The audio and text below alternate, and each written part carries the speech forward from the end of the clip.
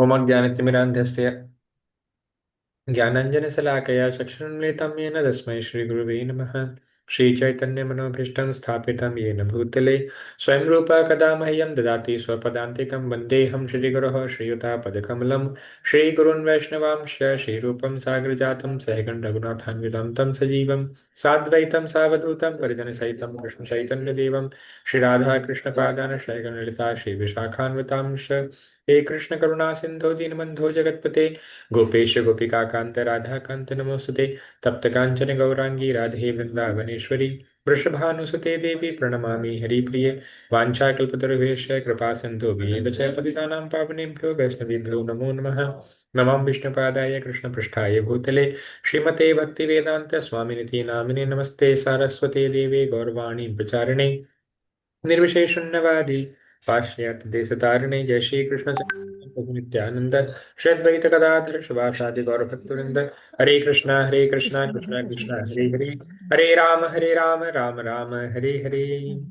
जगत गुरु स्वामी श्री प्रभुपाद की। जय। तो आज का हमारा सेशन है खोज आनंदमय लोक की, जहां हर पल एक उत्सव है। आप लोगों ने अक्सर अभी कुछ समय से नए नए गाने आने लगे हैं कि चलो आपको ऐसी दुनिया में ले जाएं जहां कोई दुख ना हो, कुछ कष्ट ना हो, कोई परेशानी ना हो, तारों के शहर में ले चलते हैं। इस तरह के गाने सुने होंगे आपने अभी, काफी आए थे बीच में समय में। तो कहीं ना कहीं लोगों की चेतना में है, लोगों को समझ में भी आ जाता है कि इस संसार में बड़े प्रॉब्लम है। हमने देखा कितने कलेश हैं, दैविक कलेश, आध्यात्मिक कलेश, आदि भौतिक कलेश। तो इस संसार में बड़े प्रॉब्लम है। तो कहीं ऐसी जगह जाया जाए जहां पे प्रॉब्लम ना हो। नहीं? अच्छा, लोग कुल्लू मनाली या केदारनाथ या पहाड़ों में क्यों जाते हैं छुट्टियां मनाने? वो इतना परेशान हो चुके होते हैं अपनी जिंदगी से कि चलो कहीं निकल चलो, कहीं भाग चलो। नहीं, गाना सुना होगा आप लोगों ने, चल चल उस गली है जहां कोई किसी को ना जाने, क्या रहना वहां पर जहां अपने भी ना पहचाने। तो इस तरह की चेतना में आजकल हमें लोगों को देखने को हमें मिलते हैं कि सबके अंदर एक भाव बार बार उमड़ रहा है कि यहाँ तो नहीं रहना, भागने का ना, स्केप करने की सबके अंदर एक मेंटेलिटी आ रही, किसी तरीके से अपनी जिंदगी से बस भाग जाया जाए, निकल जाया जाए ये सब झंझट को छोड़ करके ऐसी जगह पे जहां पे ये झंझट ना हो, ये परेशानी ना हो। बस उनको ज्यादा विस्तार से ज्ञान पता नहीं है कि संस्कृत साहित्य में इस संसार की जो परेशानी है, जो इस संसार की तकलीफ है, जो कष्ट है, जो चिंता है, जो पीड़ा है, उसे कुंठा कहा जाता है। और वैसा स्थान जहां पर किस इस प्रकार की कोई भी कष्ट ना हो, पीड़ा ना हो, कठिनाई ना हो, चिंता ना हो, कलेश ना हो, उसे क्या कहा जाएगा? उसे वैकुंठ कहा जाएगा, जहां पे कोई कुंठा नहीं है। तो आज हम ढूंढेंगे क्या ऐसा कोई स्थान है, और है तो हम वहां कैसे जा सकते हैं, या वहां पे क्या सीन है, किस तरह का वहां पे व्यवस्थाएं हैं। तो इसको हम आज देखेंगे। तो खोज आनंदमय लोक की, जहां हर पल एक उत्सव है। हम सबको आनंद आता है ना, खूब भोज भंडारे हो, खूब भजन कीर्तन हो, प्रोग्राम हो, खूब फेस्टिवल हो। नहीं, जब भी फेस्टिवल होता है तो बड़ा आनंद आता है। नहीं? और शिला प्रभुपाद जी ने हमें ये सुंदर संस्था दिया है इस्कॉन। यहाँ पे तो हम लोग टेम्पल में फेस्टिवल मना मना के थक जाते हैं, क्योंकि बैक टू बैक फेस्टिवल। कोई फेस्टिवल नहीं तो सैटरडे संडे का festival, Sunday love feast programme है। चलो चलो चलो, हर हफ्ते का तो एक फेस्टिवल फिक्स है। ऊपर से एकादशी आ गई तो वो फिर फेस्टिवल है। तो इस तरह का, इस तरह की जो है सिस्टम श्रील प्रभुपाद जी ने हमें दिया, जहाँ हर पल एक उत्सव है। तो प्रभुपाद जी ने तो इस पृथ्वी पे ही वैकुंठ टेम्पल्स ओपन कर दिए हैं। लेकिन आज हम देखेंगे, ऐसे लोग की खोज करेंगे जहां पे कोई भी कुंठा नहीं है, कोई भी कष्ट नहीं है, बस सब तरफ आनंद ही आनंद है ना? तो आज हम क्या देखने वाले हैं? सबसे पहले हम समझेंगे कि इस भौतिक जगत की स्थिति कितनी दयनीय है, या इस भौतिक जगत की वास्तविक स्थिति क्या है। फिर हम आनंदमय आत्मिक जगत को देखेंगे कि वो किस प्रकार से आनंदमय है। और फिर ABCDE फॉर्मूला हम लोग देखेंगे। तो आज ये तीन विषय हम लोग कवर करेंगे। सबसे पहला विषय है दयनीय भौतिक जगत। ये भौतिक जगत की कितनी दयनीय अवस्था है, ये हमसे ज्यादा बेहतर आप लोग समझते होंगे, क्योंकि आप सभी उम्र में मुझसे काफी बड़े हैं, और जीवन के संघर्ष को आप सभी ने बहुत ही निकटतम स्थिति से देखा हुआ है। तो और इस जीवन की वास्तविकता, इस संसार में अलग अलग लोगों के अलग अलग व्यवहारों को आपने विस्तार से आप सब परिचित होंगे, किस तरीके से ये संसार कार्य करता है ना। तो हम देखते हैं प्रायः कोई भी युवक है, वो एक सुंदर स्त्री के प्रति आकर्षित होता है। नवयुवक है, यूथ है, कोई भी स्त्री है, तो वो किसी पुरुष के प्रति आकर्षित होती है। तो जो ये सौंदर्य है इस संसार में, इस सौंदर्य के प्रति हम देखते हैं कि प्रायः लोगों का एक दूसरे के प्रति आकर्षण होता है ना। तो अब ये आकर्षण का सिद्धांत हम पिछले सेशन में भी देखे थे, कि आकर्षण का सिद्धांत ही है इस वास्तविक संसार में प्रेम नाम की जो कोई वस्तु नहीं है, वो तो आध्यात्मिक जगत में ही होती है। इस संसार में सब कुछ आकर्षण के सिद्धांत पर ही काम करता है। तो इस भौतिक संसार में जो हमें ये सौंदर्य दिखता है जिससे लोग इतना आकर्षित होते हैं, वास्तव में एक समय ऐसा आ जाता है कि फिर उसी सेम व्यक्ति से लोग भाग रहे हो नहीं। और ये कोई मजाक की बात नहीं है, ये बहुत स्पष्ट बात है। हमने देखा था पहले सेशन में, दूसरे सेशन में, किस तरीके से श्रीदेवी जी का बिल्कुल सौंदर्य है जब उनके अंदर शरीर में प्राण है, लेकिन जैसे ही उनके शरीर से प्राण निकल गए तो किस तरह से उनका सब था। मतलब स्थिति ऐसी हो जाती है। मुझे 2 दिन पहले ही कोई बता रहा था कि हाँ, मुझे एक भाभी बता रहे थे कि उनके पिताजी का शरीर छूट गया था, और उनके पिताजी का शरीर जब छूट गया, उनको पहुंचने में विलंब हो रहा था, उनको वहां पे पहुंचने में, क्योंकि वो काफी दूर थे, और ट्रेन उनको 25 घंटे के अंदर पहुंचा रही थी। अब अब स्थिति ये थी कि शरीर रखा हुआ है, दिवंगत शरीर रखा हुआ है। तो दिवंगत शरीर रखा हुआ है। अब इधर सब लोग इंतजार कर रहे हैं कि पुत्र आ जाए तो वही दाह संस्कार दे, लेकिन 25 घंटे तक शरीर को रखेंगे तो शरीर की क्या स्थिति होगी। 25 घंटे, गर्मी का समय। तो सब लोगों ने निर्णय लिया कि फिर कोल्ड स्टोरेज में रखा जाए। कोल्ड स्टोरेज में ले गए, तो वहां पे 1 घंटे का 1,000 रुपए, इस तरीके से उन्होंने चार्ज किया। 25 घंटे मतलब 25 से 30 घंटे लगेंगे, तो 25 से 30 हजार रुपए, ये 1 घंटे का 1,000 रुपए। अब वो मुझे बता रहे थे कि यदि वो जीवित होते तो 25-30 हजार खर्च कर भी देते, लेकिन नहीं होते। अब जीवित तो है ही नहीं, तो क्या कहा जाए, थोड़ा सा आर्थिक रूप से उनकी स्थिति सही नहीं थी।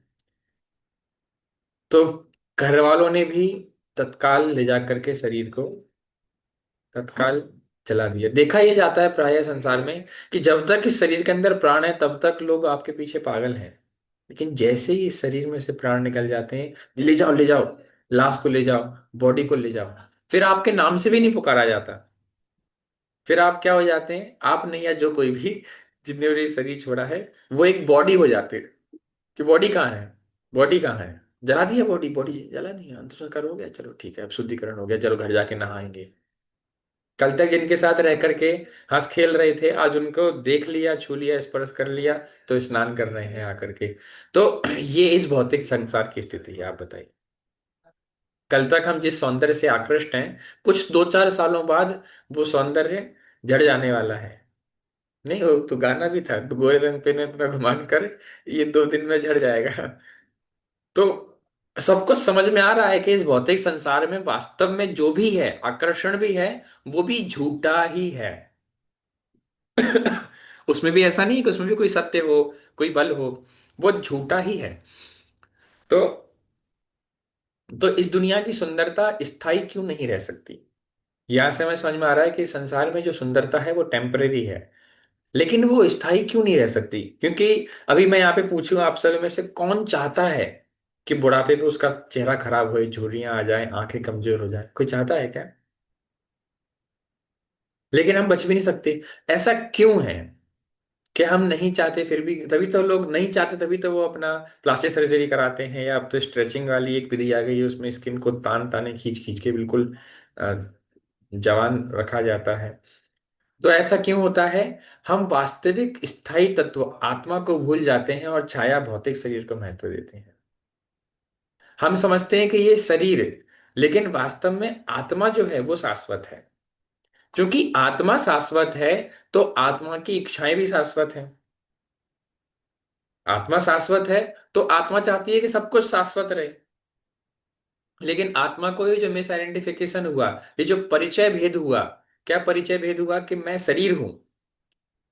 अब आत्मा, शाश्वत आत्मा अशाश्वत शरीर को शाश्वत रखना चाहती है। आपको समझ में आ रहा है? आत्मा शाश्वत है, शरीर अशाश्वत है। लेकिन चूंकि आत्मा परमानेंट है, आत्मा सदा रहने वाला है, तो इसलिए वो ये चाहता है कि शरीर भी हमेशा रहे और इसी अवस्था में रहे। और केवल मेरा ही नहीं, मेरे सारे चाहने वालों का भी रहे। ऐसा ही रहे, बस जैसा चल रहा है ऐसा ही चलता रहे, बस परिवर्तन ना हो। लेकिन काल का प्रभाव ऐसा है, काल परम दुस्तर है, वो नहीं छोड़ने वाला है। परिवर्तन होगा, आपके शरीर में भी परिवर्तन होगा, संसार में भी परिवर्तन होगा। तो हम शरीर को छोड़कर, हम आत्मा को छोड़कर शरीर को महत्व देते हैं। इसलिए हम इस संसार में परेशान रहते हैं परिवर्तन से, है ना। ये हमने पहले भी सेशंस में देखा है। तो श्रील प्रभुपाद तरल सौंदर्य की, लिक्विड ब्यूटी की एक बहुत सुंदर कथा सबको बताते थे कि किस तरीके से इस भौतिक संसार का जो सौंदर्य है ना, वो वास्तव में तरल है। और वो कौन सा तरल पदार्थ है, ये भी शिला प्रभुपाद जी बहुत विस्तार से बताते हैं कि इस संसार का सौंदर्य कितना तुच्छ है, जिसके पीछे हम पागल रहते हैं। तो अब हम शिला प्रभुपाद जी ये श्रवण करेंगे कुछ 2 मिनट।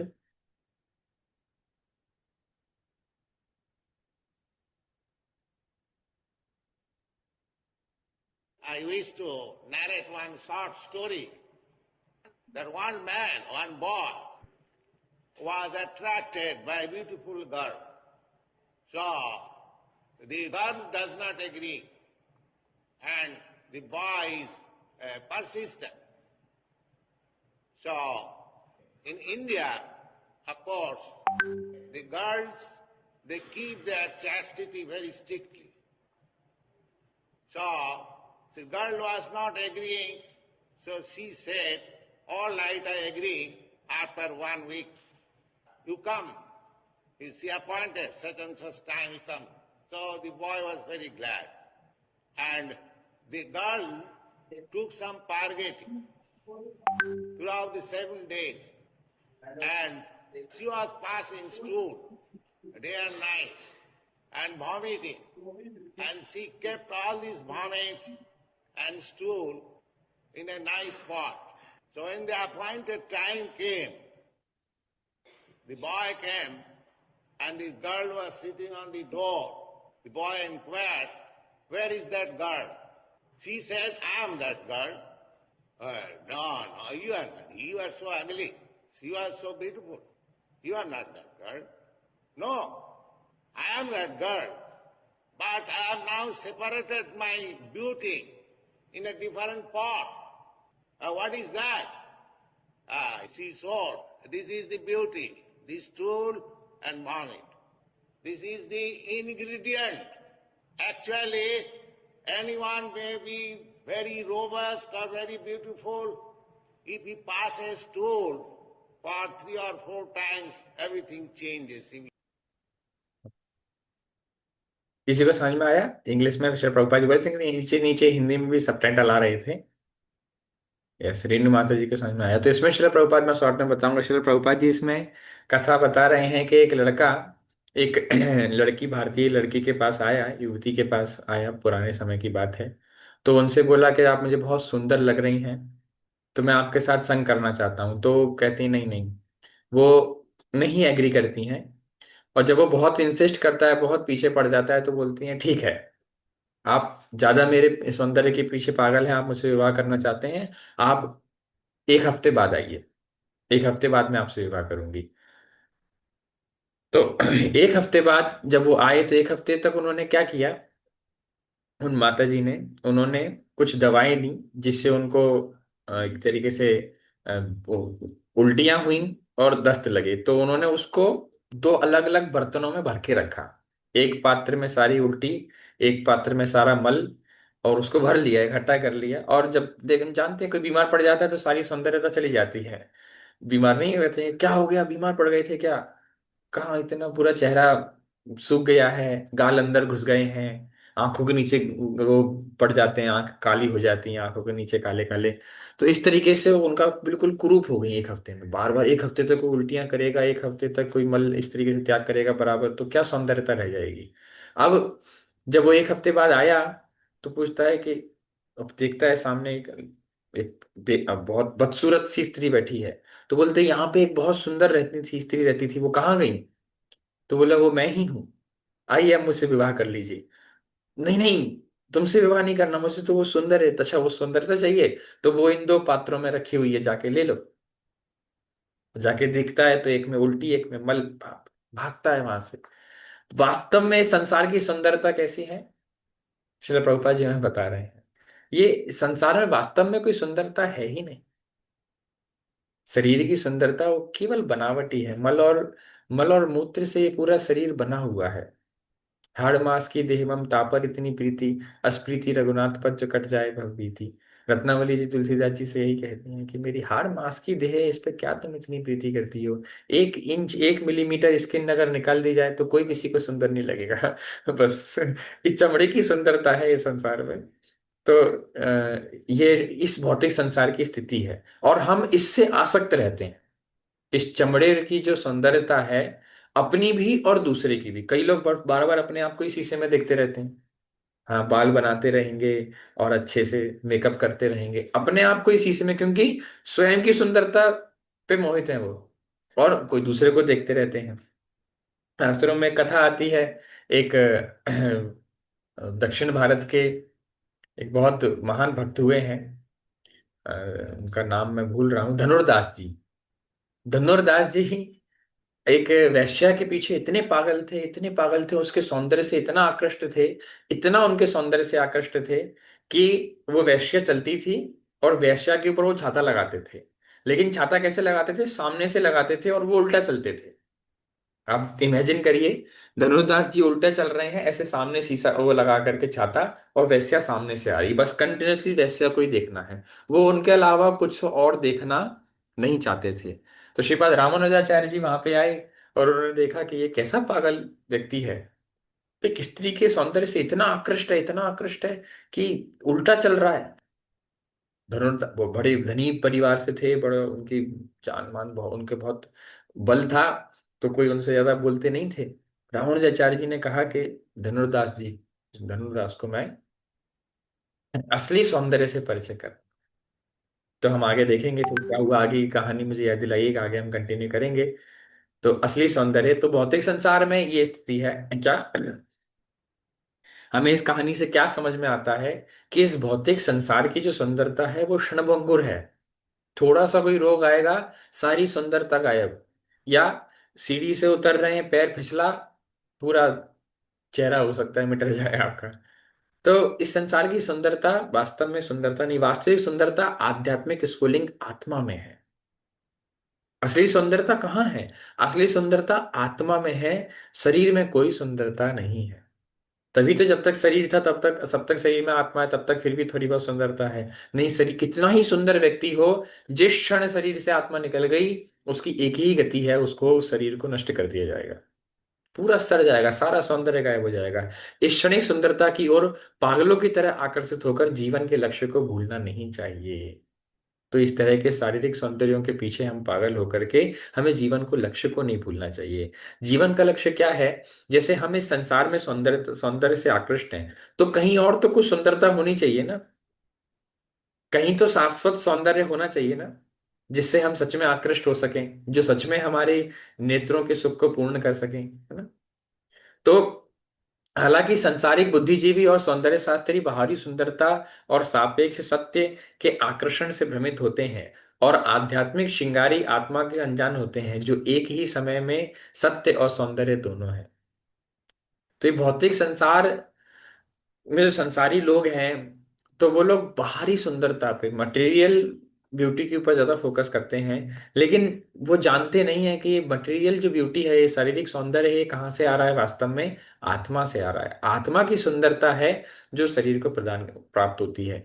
और यहाँ पे हम ये भी समझ सकते हैं कि यहाँ पर सौंदर्य है इस संसार में थोड़ा बहुत, इसका मतलब कहीं और जगह पे बहुत विस्तार से और बहुत ही ऐसा सौंदर्य होगा जो हमारे वास्तव में, जो हमारी ये आकर्षण की जो तृष्णा है, इसे पूरा कर सकेगा ना।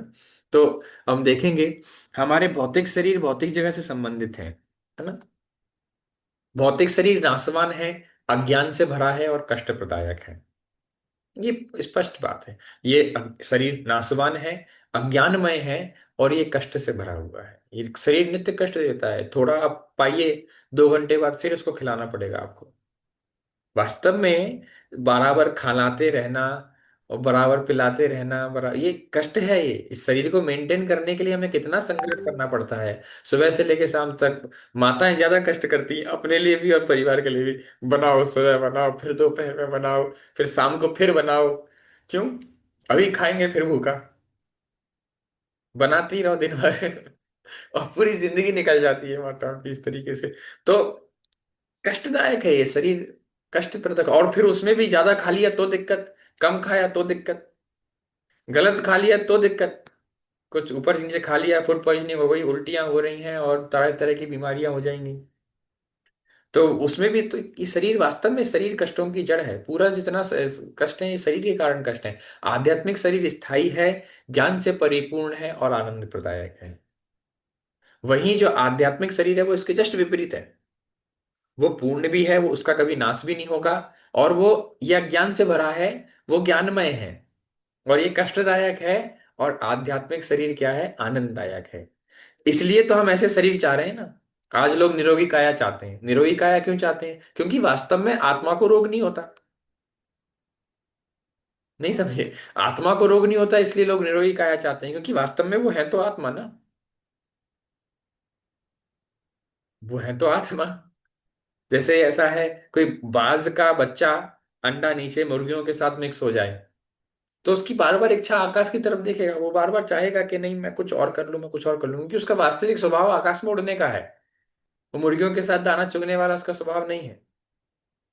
लेकिन वो उसका जन्म मुर्गियों के बीच में हो गया, तो वो भूला हुआ है कि मैं।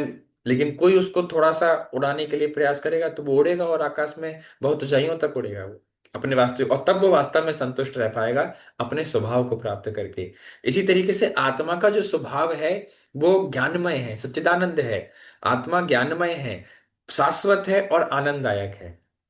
और हम ये तीनों चीजें इस शरीर में खोजने का प्रयास करते हैं। हम चाहते हैं शरीर भी शाश्वत रहे, हमेशा रहे, ये शरीर भी पूरा ज्ञानमय रहे और आनंददायक रहे, जो कि संभव नहीं है। हमें आत्मा के स्तर पर स्वयं को उठाना होगा। आत्मा आध्यात्मिक जगत से संबंधित है। क्यों आत्मा ऐसा है? क्योंकि आत्मा इस भौतिक जगत का है ही नहीं। आत्मा आध्यात्मिक जगत से संबंधित रखता है, आत्मा आध्यात्मिक जगत से है। तो भगवत गीता में भगवान श्री कृष्ण ने 15वें अध्याय में बहुत सुंदर तरीके से इसका वर्णन किया है। ऊर्ध्वमूलम अधशाखाम अश्वत्थम प्रारुमव्ययम छंदंसि यस्य पर्णानि यस्तम वेद स वेदवित्। इस भौतिक जगत की तुलना उल्टे बरगद के पेड़ से की जाती है। ये जो भौतिक जगत है, ये क्या है? ये उल्टा पेड़ है। उल्टा पेड़ मतलब जिसके रगाल नीचे की ओर बिखरी हुई है, और जड़ें कहाँ हैं? जड़ें ऊपर की ओर है। उल्टा वृक्ष है, आप देख सकते हैं। तो इस तरह का भौतिक जगत को उल्टा वृक्ष बनाया गया, बताया गया है। उल्टा वृक्ष क्यों बनाया गया है? क्योंकि ये जो आध्यात्मिक जगत है उसकी परछाई है।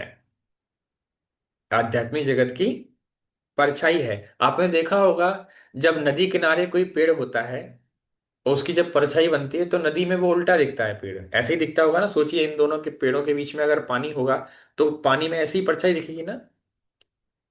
जो वृक्ष के सबसे ऊपर की डाल है वो सबसे नीचे नहीं। तो विरजा नदी जो है वो उन दोनों जगतों को बीच में से विभाजित करती है, आध्यात्मिक जगत को और भौतिक जगत को। और आध्यात्मिक जगत की परछाई मात्र है, प्रतिबिंब है ये भौतिक जगत। इसलिए जो कुछ वहां पर है उसके विपरीत यहां पर है। और विपरीत भी कैसा है? कंटेमिनेटेड है। आध्यात्मिक जगत में प्रेम का चरम सुख है, तो सबसे टॉप मोस्ट है वहां पे प्रेम। वहीं इस भौतिक जगत में सबसे टॉप मोस्ट सुख क्या हो जाता है? काम हो जाता है उस प्रेम का विकृत। वो प्रेम विकृत रूप धारण कर लेता है। तो काम सुख जो है वो इस आध्यात्मिक जगत में सबसे प्रबल सुख हो जाता है। तो इस तरीके से हम देखते हैं कि जो भी उस भौतिक जगत में है, उसकी इस संसार में परछाई मात्र है।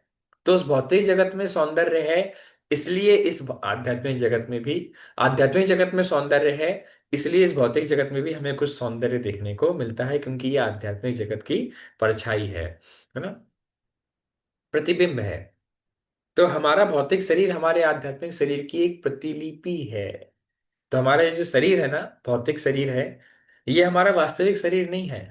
आत्मा जो है, हमारा जो वास्तविक शरीर है तो उसकी एक तरीके से एक फोटोकॉपी टाइप का है, उसकी परछाई है ना। जैसे हम समझ सकते हैं, कई अब इस तरह की नकली संगमरमर आती है, चिपका दो आप, तो नकली संगमरमर है, इसका मतलब कहीं ना कहीं असली भी तो होगी ना, है ना। जैसे बच्चे नकली नोटों से खेलते हैं, तो बच्चे नकली नोटों से खेल रहे हैं, लेकिन कहीं ना कहीं संसार में असली नोट भी तो है ना, क्योंकि असली नहीं होते तो नकली आने का प्रश्न ही नहीं उठता। मैं आशा कर रहा हूं आप लोग समझ पा रहे होंगे। अगर असली वस्तु ही नहीं होती तो फिर नकली कैसे बन सकती थी, है ना? तो पहले असली वस्तु का अस्तित्व है, इसलिए तो फिर नकली बना या विकृत प्रतिबिंब बना। तो वैसे ही हम देखते हैं, ये असली आम है, इसलिए तो नकली आम, अगर नकली आम हमारे सामने आया, इसका मतलब असली आम भी कहीं संसार में हुए होंगे, होते होंगे। इसी तरह इस भौतिक जगत की सुंदरता है जो कि अशाश्वत है और खराब है, तो कहीं पे आध्यात्मिक जगत में भी तो असली सौंदर्य होगा। ये यहाँ पे हम समझ सकते हैं इससे। तो इसी तरह इस भौतिक जगत में कुछ थोड़ा बहुत सुख हमें समझ में आता है, इसका मतलब आध्यात्मिक जगत में कितना अपार सुख होगा, हम स्पष्ट समझ सकते हैं, क्योंकि यहाँ तो हमें मिल नहीं रहा, तो वहां क्या सुख होगा। तो भौतिक जगत आध्यात्मिक जगत का विकृत प्रतिबिंब है, प्रतिबिंब भी है लेकिन विकृत है, कंटेमिनेटेड है। यस। तो अब हम देखेंगे आध्यात्मिक आनंदमय जगत, जहां हर पल एक उत्सव है ना। आध्यात्मिक आनंदमय जगत जहां भगवान रहते हैं। तो आत्मा मूल रूप से आध्यात्मिक जगत की है, जहां पर क्या होता है, हर शब्द एक गीत होता है। जो वैकुंठ लोक हैं, उन्हें वैकुंठ कहा जाता है, वहां कोई कुंठा नहीं है। और वहां पे जैसे आप और हम आपस में बात कर रहे हैं ना, वहां पे इस प्रकार बात नहीं की जाती। वहां पे क्या होता है, वहां पे गा गा कर लोग बात करते हैं। हाँ, सुनने में अजीब लगेगा, गा गा कर बात कर रहे हैं। हाँ, वहां पे हर शब्द एक गीत है। इसलिए तो हम देखते हैं कि भगवत गीता, महाभारत जो है वो पूरा काव्य है। अगर आप सर्च करेंगे कि विश्व का सबसे बड़ा काव्य कौन सा है, तो विश्व का सबसे बड़ा काव्य महाभारत है, सबसे बड़ी पोयम है। भगवत गीता में भगवान श्री कृष्ण ने श्लोक बोले नहीं है, गाए हैं। भगवत गीता का अर्थ ही है भगवान का गीत। भगवान जो कुछ भी शब्द बोलते हैं वो गीत की तरह निकलता है, वो गीत हो जाता है। और आध्यात्मिक जगत में आप जो भी शब्द बोलते हैं, हर शब्द एक गीत है, इतना सुंदर है, इतना मधुर है कि वो गीत है। गीत है आध्यात्मिक जगत में, हर शब्द कैसा होता है, गीत होता है। और हमारे भुंड वैराना में हर शब्द क्या होता है, गाली होता है। तो वहां पे हर शब्द गीत है आध्यात्मिक जगत में। और वहां पे हर कदम वहां पे नृत्य है। भगवान जब चलते हैं तो भगवान की चाल इतनी मधुर है कि वो हर क्षण नृत्य है। केवल भगवान नहीं, वहां पे हर जीवात्मा की चाल, ऐसे आप कई बार देखो ना संसार में, हम कहते हैं, देखो कैसे मटक मटक के चल रहा है। कई लोगों को देखा होगा वो मटक मटक के चलते हैं, उनकी चाल चल रहे होते हैं, ऐसा लग रहा है नाच रहे होते हैं। लेकिन वास्तव में आध्यात्मिक जगत में सबकी चाल एक नृत्य के समान ही है। वहां पे हर कदम एक नृत्य, क्योंकि वहां पे हर क्षण क्या है, एक उत्सव है। हर क्षण एक उत्सव है। वहां पे हम उत्सव क्यों मनाते, जब हम प्रसन्न होते हैं ना, जैसे कल मकर संक्रांति था, लोहड़ी था, कहीं पे पोंगल सेलिब्रेट कर रहे थे, कहीं बिहू सेलिब्रेट कर रहे थे, क्यों? वो उत्सव है हर्षोल्लास का, फसल उपजने का, है ना। तो जब हम उत्साहित होते हैं, तब तो हम उत्सव मनाते हैं। जब हम प्रसन्न होते हैं, जैसे किसी की नौकरी लग जाती है, बर्थडे, चलो आज पार्टी करेंगे, तो पार्टी क्यों कर रहे हैं? क्योंकि उत्साहित हैं, प्रसन्न हैं। और आध्यात्मिक जगत में तो नित्य प्रसन्न ही है। तो वहां पे इसीलिए हर क्षण पार्टी होती रहती है, हर क्षण वहां पे आनंद होता है, तो हर क्षण वहां पे गीत है, हर हर कदम वहां पे नृत्य है। और वहां का जो जल है वो साधारण जल नहीं है, वो क्या है, वहां का जल अमृत है।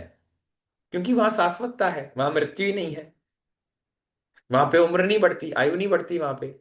तो वहां पे आपने नोटिस किया होगा, आप ऑब्जर्व करिएगा, आप जितने हमारे भगवानों के स्वरूप देखेंगे, कृष्ण भगवान, श्री कृष्ण भगवान, श्री राम, किसी के भी, तो ना किसी की दाढ़ी होती है, ना किसी की मूछें होती हैं। क्यों? कहीं वर्णन नहीं है कि राम जी की ऐसी मूछें थी, राम जी अपनी मूछों को ताव दे के बोले, या दाढ़ी आई भगवान के। क्योंकि दाढ़ी और मूछ आएगी तो वो उम्र का सूचक है कि आयु बढ़ रही है। और भगवान सदा 16 वर्ष के कुमार रहते हैं, नवयौवन रहते हैं, उनकी आयु नहीं बढ़ती। इसलिए ना उनकी दाढ़ी आती, ना उनकी मूछें आती। ब्रह्मा जी की आयु है केवल, ब्रह्मा जी की 100 वर्ष की आयु है, इसलिए ब्रह्मा जी की दाढ़ी देखने में आती है।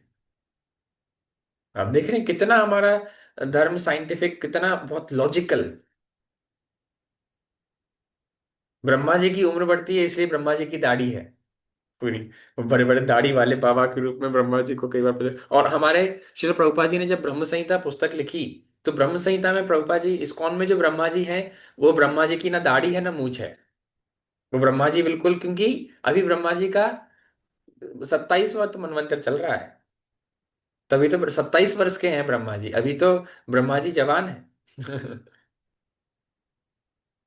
सॉरी, 7वां मनवंतर चल रहा है, 27वां चतुर्युग चल रहा है। तो 27वां चतुर्युग चल रहा है, तभी भगवान ब्रह्मा जी अभी बूढ़े नहीं हुए हैं। तो इसलिए और ब्रह्म स्तुति जब की थी तो उस समय तो बिल्कुल नवीन प्रकट ही हुए थे। तो ये स्थिति है। तो ब्रह्मा जल अमृत के समान होता है, वहां पे जल जो है वो अमृत है, क्योंकि वहां सब शाश्वती है। और वहां पे सभी जीव शुद्ध हैं, सभी जीव शुद्ध हैं। जीव शुद्ध से क्या अर्थ है?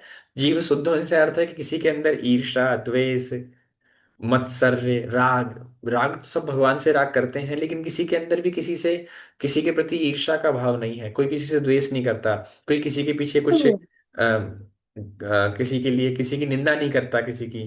क्या बोला बाबा? वहां पे कोई किसी को, हाँ, वहां पे कोई किसी की हिंसा नहीं करना चाहता, मतलब कोई किसी का शोषण नहीं करना चाहता। वहां हर व्यक्ति, हर जीवात्मा दूसरे जीवों की, भगवान की सेवा करना चाहता है। अब सोचिए कितना सुंदर होगा वहां पे। यहाँ तो कितनी पॉलिटिक्स होती है, परिवारों में नहीं बनती है, भाई भाई की नहीं बनती है, सास नंदों में और मित्रों की आपस में नहीं बनती है, बनती भी है मुंह के आगे लोग अच्छे रहते हैं, फिर बताते हैं, गिरगिट की तरह रंग बदल लेते हैं तत्काल समय परिस्थिति आने पे। वहां पे ऐसा कोई कलेश नहीं, वहां पे सभी जीव शुद्ध है, शुद्ध आत्माएं हैं, सब शुद्ध है, किसी के अंदर ईर्ष्या, द्वेष, क्रोध, काम आदि कोई विकार नहीं है। और वहां पे कोई बुढ़ापा नहीं है, बीमारी नहीं है, और मृत्यु भी नहीं है। कहाँ पे? आध्यात्मिक जगत में।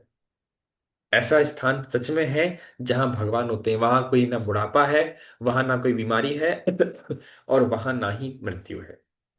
वो इन सब से परे है। वो क्या है? वैकुंठ है। तो वही हमारा शाश्वत घर है। हमारा शाश्वत घर कहाँ है? हम वहीं से वहीं के थे। हमारा वही शाश्वत घर है जहां हम असीम और अनंत सुख प्राप्त कर सकते हैं। और वही वो स्थान है जहां पर हम वास्तव में असीम और अनंत सुख प्राप्त कर सकते हैं, क्योंकि हम वहीं से हैं। और जब वहीं वापस चले जाएंगे तो हम वास्तव में सुखी हो सकते हैं, है ना?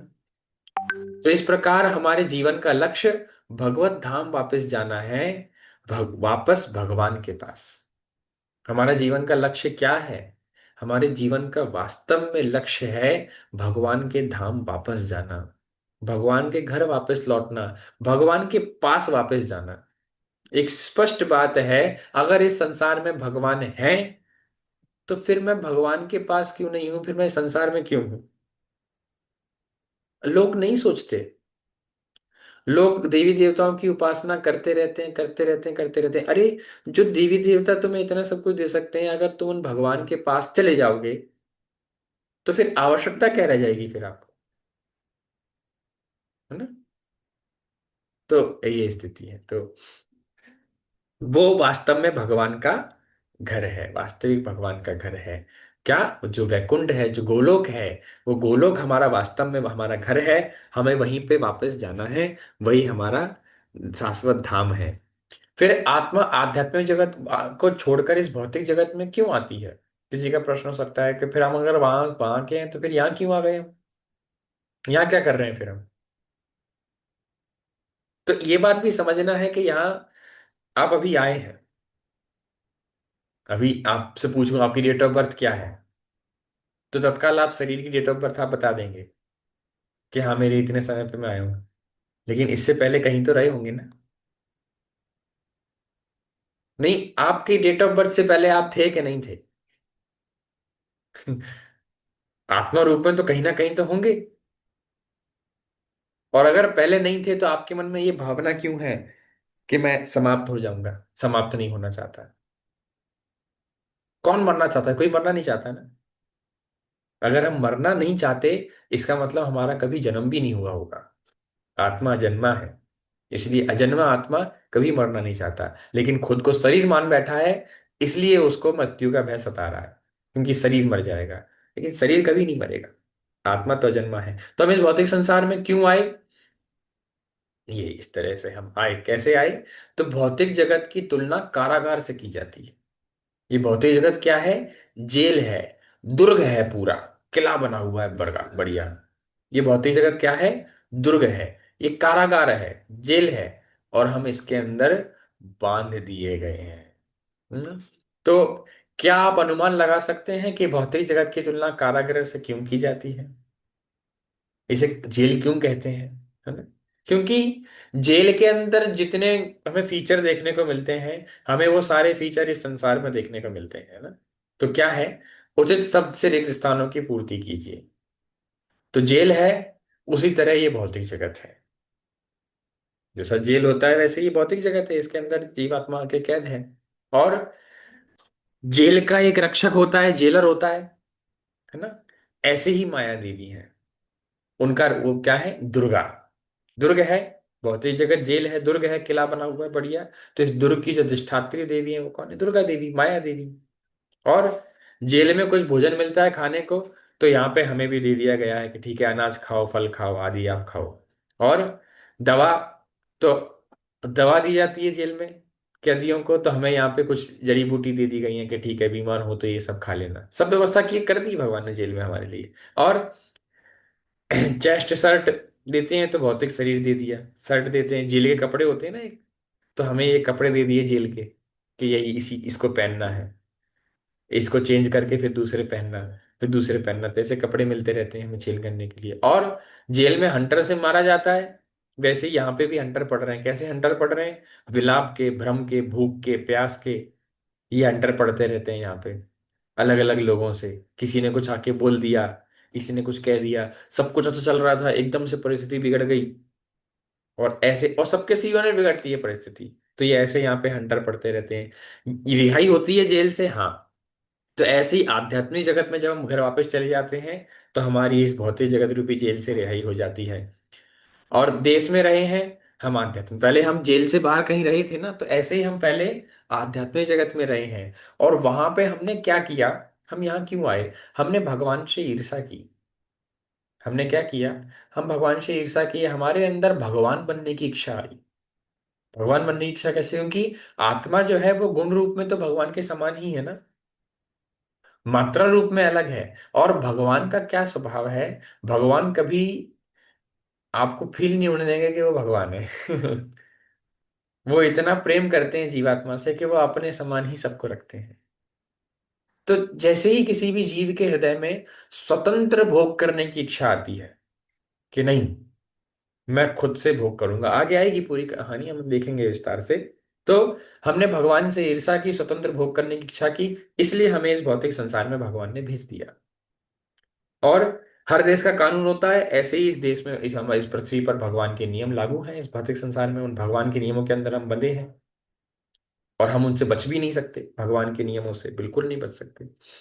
और हर देश का एक प्रधानमंत्री होता है, एक सीनियर होता है, एक हेड होता है। ऐसे ही हमारे इस जेल के भी भगवान है, सर्वोच्च मालिक है।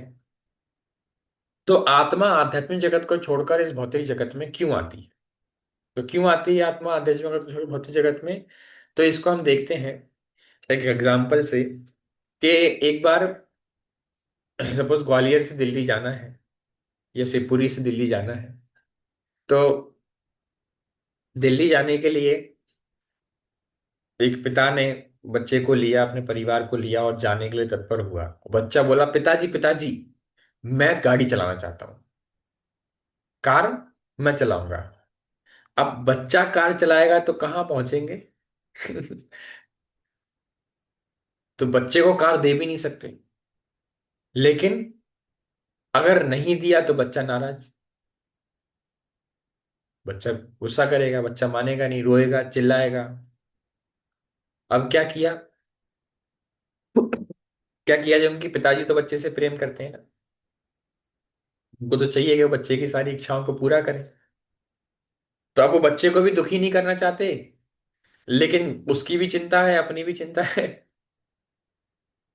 और साथ में और जो परिवार के सदस्य बैठे हैं उनकी भी चिंता है। क्या किया जाए? तो वो बच्चे को एक खिलौने की कार दे देते हैं कि लो बेटा तुम ये चलाओ, छोटी, तुम्हारे लिए छोटी गाड़ी। और बच्चा आप देख सकते हैं वो अपनी छोटी सी गाड़ी में बैठता है, थोड़ा 15-20 मिनट चलाता है, और क्या होता है फिर? थक जाता है। और थक जाता है तो कहता है, पापा पापा मैं थक गया, क्या मैं आप ही की गाड़ी में जाऊंगा, मैं आप ही के साथ बैठूंगा। नहीं, ऐसा होता है या नहीं? जैसे और एग्जांपल देते हैं, बच्चे बच्चे छोटे छोटी बच्चियां रोटियां बनाने के लिए, खाना बनाने के लिए जिद करती हैं। तो छोटी छोटी बच्चियां गैस से जल जाएंगी तो माता पिता नकली चूल्हा, नकली बर्तन दे देते हैं कि लो खेलो और बनाओ। वो बनाती हैं, थोड़ा आटा ले लेंगी, कुछ बनाने का प्रयास करेंगी उल्टा सीधा, और खेल पूरा हो जाएगा, फिर आके बोलेंगी मम्मी खाना। आके माँ से या पिता से खाना मांगेंगे, क्यों आपने बनाया? कि नहीं नहीं वो तो बनाया, वो तो लेकिन खाना तो यहीं पड़ेगा ना? तो एक समय बाद समझ में आ जाता है कि नहीं नहीं, ऐसे ही जीवात्मा ने स्वतंत्र करने की इच्छा की, कि नहीं नहीं, हम अपना खुद का संसार बनाएंगे, अपना खुद राजा बनेंगे, सब हमारी सेवा करनी चाहिए, और कर लो दुनिया मुट्ठी में वाली बातचीत। तो भगवान ने कहा ठीक है। भगवान ने हमें क्या दे दिया? ये भौतिक संसार दे दिया, जाओ। इसी तरह आत्मा कुछ समय के लिए भगवान की नकल करने की कोशिश करने के लिए इस भौतिक जगत में आती है, जब तक कि उसे भगवान के सेवक के रूप में अपनी स्थिति का अनुभव नहीं हो जाता। हमको स्वतंत्र भोग करना था, हमें खुद गाड़ी चलानी थी, भगवान ने दे दी खिलौने की कार, लो भाई चलाओ। अब पाएंगे हमारे अंदर एक गंभीरता से विचार करने की बात है, हमारे अंदर ईश्वर बनने की प्रवृत्ति है। हम अक्सर कहते हैं कि यहाँ हर व्यक्ति भगवान बनना चाहता है। ईश्वर शब्द का अर्थ होता है नियंत्रक, कंट्रोलर। हम सब कंट्रोल करना चाहते हैं। हम सब चाहते हैं कि हमारे बच्चे हमारे हिसाब से चले। हम चाहते हैं कि हमारा पति, हमारी पत्नी, हमारे माता पिता हमारे हिसाब से चले। हम चाहते हैं हमारा देश समाज हमारे हिसाब से चले। यहां तक स्थिति हो जाती है कि हम चाहते हैं कि सूरज चांद भी हमारे हिसाब से चले। हम समय को भी नियंत्रित करना चाहते हैं, काहे को घड़ी इतनी तेज चल रही है, थोड़ा रुक जाए, धूप नहीं निकल रही, धूप निकल आए। हम सबके अंदर ये प्रवृत्ति है कि नहीं, कंट्रोल करने की एक दूसरे को। और स्थिति क्या है हमारी, कि सवेरे प्रेशर आता है तो वो हमसे कंट्रोल नहीं होता। तो हमारी स्थिति है, ये तर्क जो है ये श्रीपाद मध्वाचार्य जी देते हैं, जब वो जैनियों से और बौद्धिस्टों बौद्धों बौद्ध अलग अलग उनके अनुयायियों से वो शास्त्रार्थ करते हैं। तो इसी पे उनका विवाद चलता है।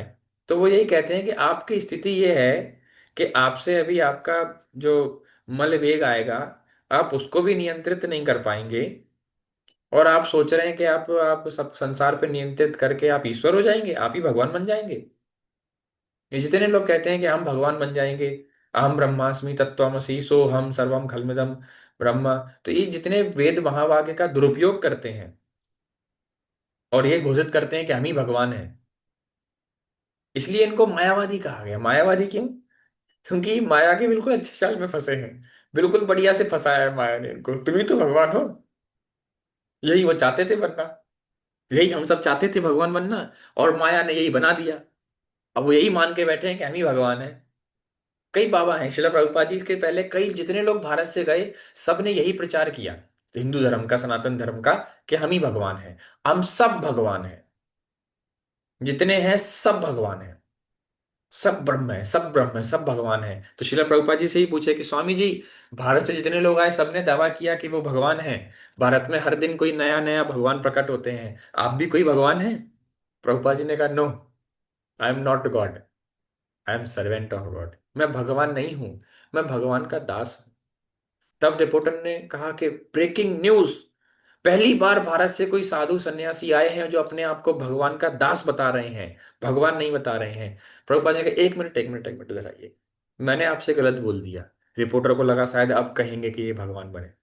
रिपोर्टर ने कहा, अच्छा आप क्या कहना चाहते हैं? क्या I want to correct my statement, मैंने आपसे गलत कहा कि मैं भगवान का दास हूं।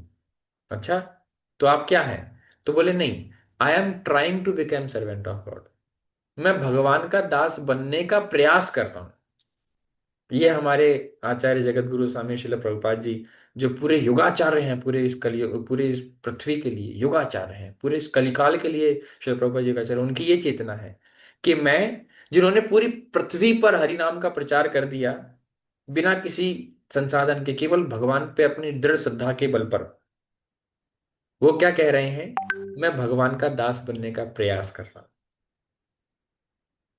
ये चेतना में आचार्य वो दिखा रहे हैं कि इस चेतना में हमको आना है। जब हम इस चेतना में आ जाएंगे, तब वास्तव में हमारा जीवन जो है वो धन्य हो जाएगा।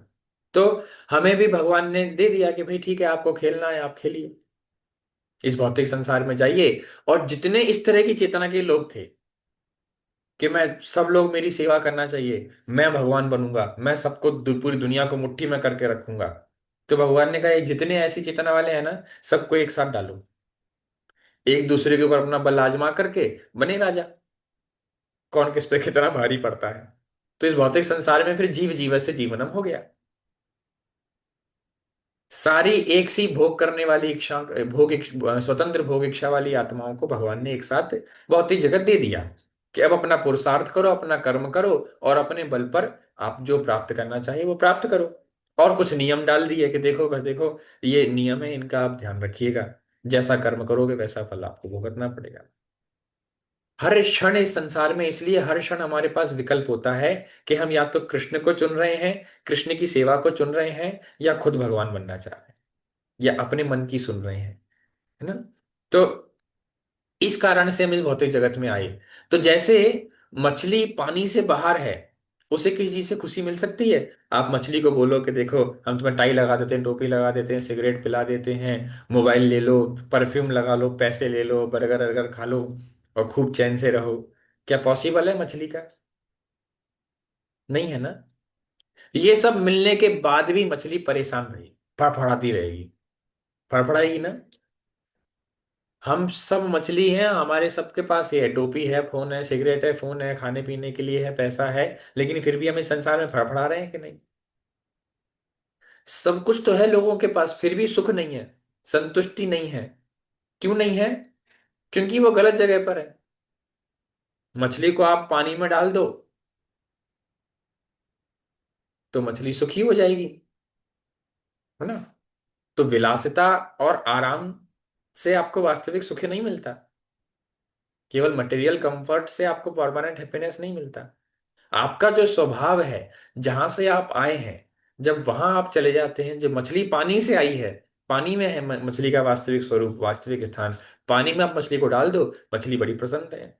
फिर भले ही उसे कोई विलास आराम ना मिले तो भी, क्योंकि उसका असली आराम जल ही है। उसी तरीके से जीवात्मा, हमने समझा कि हम शरीर नहीं, हम आत्मा हैं। तो जब हम आत्मा हैं, तो आत्मा के स्वभाव को पहचान कर आत्मा के कर्मों में अगर हम तत्पर होंगे, तब हमारी आत्मा वास्तव में संतुष्ट हो पाएगी। तो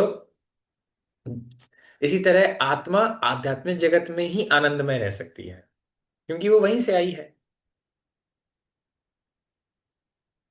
और भौतिक जगत में किसी तरह की विलासिता और आराम के साथ हम सुखी नहीं रह सकते। ये एक बहुत बड़ा फैक्ट है। हमें कितना भी सुख समृद्धि संसार में मिल जाए, हम सुखी नहीं रह पाएंगे। हमारा वास्तव में पूरी तरह सुख तो केवल भगवान के धाम में ही हो सकता है।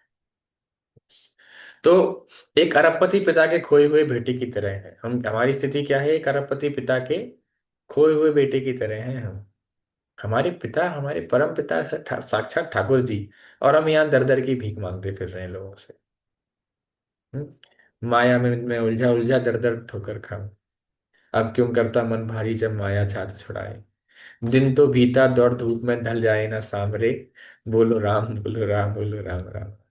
तो हम वास्तव में प्रसन्न होने के लिए अपने पिता भगवान के साथ अपने शाश्वत संबंध को पुनर्जीवित करना है। हमें क्या करना है? अपना बस वास्तव में जो भगवान के साथ हमारा संबंध है, हमने उस संबंध को अगर पुनर्जीवित कर लिया, तो हम वास्तव में प्रसन्न हो जाएंगे। नहीं, ये अरबपति पिता का खोया हुआ बेटा है, सरकार अब भटक रहा है रोड पे, भूख लग रही है, कुछ खाने के लिए मिल जाए, ऐसे रो रहा है। अगर अपने पिता के साथ संबंध याद कर लेगा और पिता के पास पहुंच जाएगा, तो क्या होगा? सारे कष्ट खत्म हो जाएंगे कि नहीं? और सुख में हो जाएगा कि नहीं? उसी तरीके से हम जब भगवान के पास वापस चले जाएंगे, तो हमें वास्तव में सब कुछ मिल जाएगा। A man had two sons. तो ये एक कहानी है। ये भी हिंदी में नीचे सबटाइटल आ रहा है, आप इसको विस्तार से थोड़ा देखिए। इसमें एक लड़का है और अपने पिता से बंटवारा करा करके संपत्ति लेके भाग जाता है, और फिर क्या गति होती है आप देखते A man had two sons.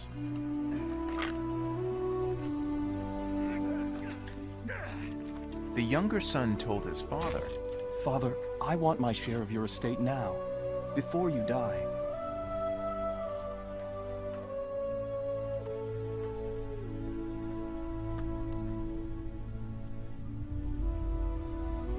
so his father agreed to divide his wealth between his sons.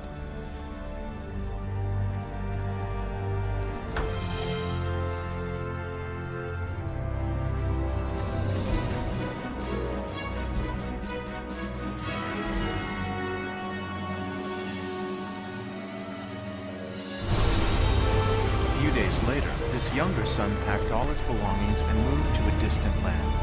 And there he wasted all his money in wild living.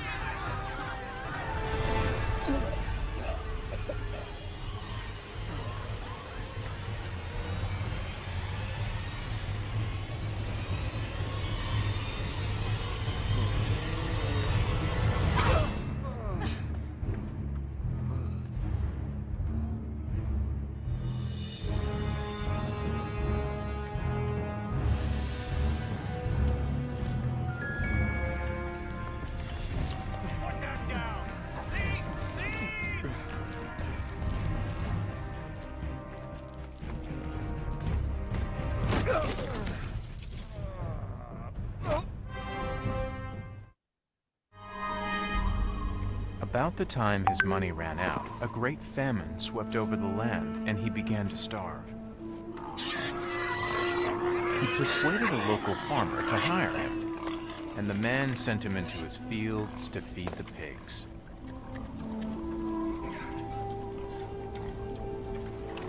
The young man became so hungry that even the pods he was feeding the pigs looked good to him, but no one gave him anything.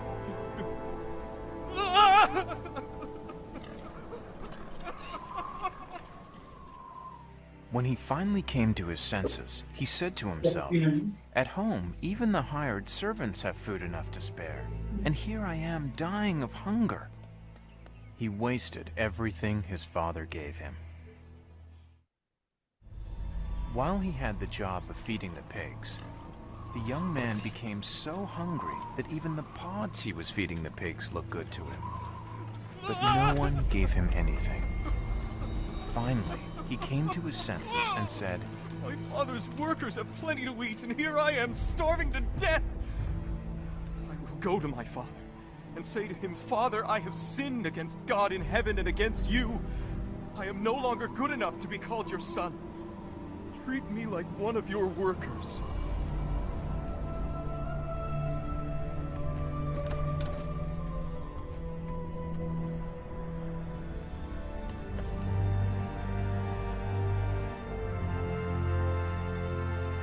but when he was still a long way off, his father saw him and felt sorry for him.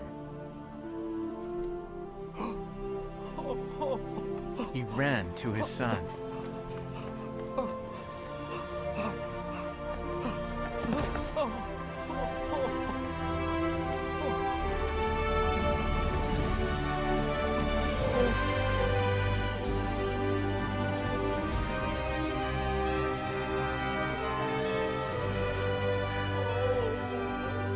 And he hugged and kissed him. Hurry and bring the best clothes and put them on him. Give him a ring for his finger and sandals for his feet. This son of mine was dead, but has now come back to life. He was lost and has now been found. And they began to celebrate. हरे कृष्ण। तो आपने देखा इस कहानी में किस तरह से वो जो छोटा लड़का होता है, दो बेटे होते हैं एक पिता के, तो वो अपने छोटा लड़का कहता है कि मुझे जाना है, मुझे दुनिया देखनी है, मुझे एंजॉय करना है, आप बंटवारा कर दो, मेरे हिस्से का संपत्ति पैसा मुझे दे दो और मुझे जाने दो। और पिता मजबूर बेचारा क्या करे, बच्चा बड़ा हो गया, जवान हो गया, उसने दे दिया संपत्ति और वो गया दूर देश में। खूब उसने, जब तक उसके पास पैसा था, लोगों ने खूब उसको पूछा, ऐशो आराम दिया, हर तरीके से शराब पिया, मांस खाया, खूब आनंद में रहा। जैसे ही पैसा खत्म हो गया, लोगों ने उसको दुत्कारना शुरू कर दिया। तब उसे समझ में आने लगा कि वास्तव में मुझसे तो कोई प्रेम कर ही नहीं रहा था, सब लोग मेरी संपत्ति से प्रेम कर रहे थे। खुद को मेंटेन करने के लिए बेचारा एक किसान के पास गया, तो उसने सुअर चराने के लिए उसको रख लिया, और सुअर जो फरी खाते थे वही खा करके वो अपना गुजारा करने लगा। इतनी बुरी स्थिति उसकी। और तब उसे याद आया, कहाँ मैं अपने पिता के साथ आनंद में रहता था, आज मेरे पिता के नौकरों से बुरी स्थिति मेरी हो गई है। मेरे पिता के यहाँ जो नौकर थे उनसे बुरी स्थिति मेरी हो गई है। अरे मैं अपने पिता के यहाँ ही नौकरी कर लूंगा, उससे मेरा काम अच्छा हो जाता। मैं कहाँ इस दूर देश में आ गया। वो ये सोच करके हृदय में बड़ा पश्चाताप करके वापस अपने पिता के पास लौटता है। लेकिन पिता दयालु, जैसे ही देखते हैं कि मेरा पुत्र आ रहा है, वो खुद दौड़ के जाकर उसको लेके आते हैं और बस सुंदर वस्त्र पहनाते हैं, ज्वेलरी पहनाते हैं, पैरों में सैंडल पहनाते हैं और जश्न मनाते हैं कि आज मेरा बेटा मर गया था, वो खो गया था कहीं, आज उसका पुनर्जीवन पुनर्जन्म हुआ है, आज वो वापस आ गया है। तो इसी तरह से हम भगवान से बिछुड़ करके इस भौतिक संसार में आ गए हैं, स्वतंत्र भोग करने के लिए, स्वतंत्र इच्छा अपनी अपनी चलाने के लिए, अपने प्रयासों से अपने आप को संतुष्ट करने के लिए। बस हमें अपने पिता के पास वापस जाने की देर है। हमारे पिता कौन? श्री कृष्ण। जब हम, जैसे ही हम हमारे धाम, हमारे घर भगवत धाम लौट जाएंगे अपने पिता के पास, हम पूर्ण रूप से संतुष्ट हो जाएंगे। तो जैसे हमें बस क्या करना है, अपने पिता को संतुष्ट करके उनके पास पहुंच जाना है। जड़ को सींचने से पेड़ के सभी अंगों का पोषण होता है ना। पेड़ की जड़ में डालो तो पेड़ के से पूरे पेड़ को पानी लग जाता है। पेट को भोजन देने से पूरे शरीर के अंगों को ताकत मिलती है। उसी तरीके से जब सभी जीवात्माएं अंश, जो अंश हैं भगवान की, जब संपूर्ण भगवान, भगवान जो है वो पूर्ण है और आत्मा जो उनके अंश हैं, तो जब हम सब अंश पूर्ण की सेवा करते हैं, तब हमें वास्तव में प्रसन्नता, आनंद और हर्ष की प्राप्ति होती है। तब हम वास्तव में सुखी हो पाते हैं। इस कथा में देखते हैं किस प्रकार वो फल बेचने वाली आई थी भगवान के पास और उन्होंने कुछ फल दिए भगवान को, और भगवान ने उसके बदले में उन्होंने सब कुछ दे दिया। सुदामा ने भगवान को क्या छी बड़े पोहा दिया कुछ, उसके बदले में भगवान ने, तीनों लोगों ने दे दिया, क्योंकि भगवान जीवों से इतना प्रेम करते हैं, अथाह प्रेम करते हैं। चलो प्रभुपाद जी लिखते हैं कृष्णा बुक में, कोई कुछ थोड़ा सा भी कृष्ण के लिए करता है तो कृष्ण से कभी भूलते नहीं है, उल्टा भगवान 100 गुना करके उसे वापस देते हैं। और 100 गुना के बाद भी भगवान कहते हैं कहीं मैं कम तो नहीं दे रहा। रावण को लंका का राजा बना दिया, तो आध्यात्मिक जगत में जीवात्माएं भगवान की प्रेम पूर्ण सेवा में बहुत आनंद प्राप्त करती हैं। तो आध्यात्मिक जगत में जीवात्माओं को उस वास्तव में आनंद कहाँ से मिलता है? भगवान की सेवा करने में आनंद मिलता है। भगवान की सेवा हम देखते हैं रामायण में सबसे ज्यादा प्रसन्न अगर कोई है तो कौन है? हनुमान जी। हनुमान जी कितने प्रसन्न है रामायण में, हमेशा आनंद में, जय श्री राम, उत्साह में, जोश में। नहीं, और हनुमान जी ही राम जी के सर्वश्रेष्ठ और सबसे बड़े सेवक हैं। तो सेवा में कितना आनंद है हनुमान जी से हमें समझ में आता है। तो हनुमान जी भगवान के नित्य पार्षद हैं अयोध्या में साकेतपुरी के। और भगवान की नित्य सेवा में संलग्न रहते हैं भगवान श्री रामचंद्र जी के, और इसी से उन्हें पूर्ण आनंद की प्राप्ति होती है। जब लक्ष्मण जी को शक्ति लगी, मूर्छित हुए, तो सब प्रश्न हुआ कौन जाएगा, कौन जाएगा संजीवनी बूटी लाने के लिए? तो हनुमान जी को चुना गया। तत्काल हनुमान जी आप जाइए, आप जाकर के संजीवनी बूटी को लेके आइए। हनुमान जी गए और देखा कि संजीवनी तो यहाँ पहचान नहीं पा रहे हैं, तो पूरा पर्वत ही उखाड़ करके ले आए। ऐसे देव चरित्र हनुमान जी। तो इस तरह की बहुत सुंदर सुंदर लीलाएं भगवान किस तरह से गोलोक में अपने धाम में ग्वाल वालों के संग खेलते हैं, और नाना प्रकार की बहुत सुंदर सुंदर मधुर मधुर लीलाएं भगवान करते हैं। तो भगवान की सेवा करने से वास्तव में जीवों को आनंद प्राप्त होता है। तो भगवान के धाम में सारी जीवात्मा भगवान की सेवा में संलग्न रहती है ना। यस। तो आत्मा सहयोगी है, भगवान की प्रतियोगी नहीं। आत्मा कौन है? भगवान की लीलाओं में भगवान का सहयोगी है, भगवान के प्रतियोगी नहीं है। आत्मा ईश्वर की आश्रित सेवक है, स्वतंत्र स्वामी नहीं। आत्मा जो है वो भगवान की आश्रित सेवक है। अंश का काम है पूर्ण की सेवा करे, है ना।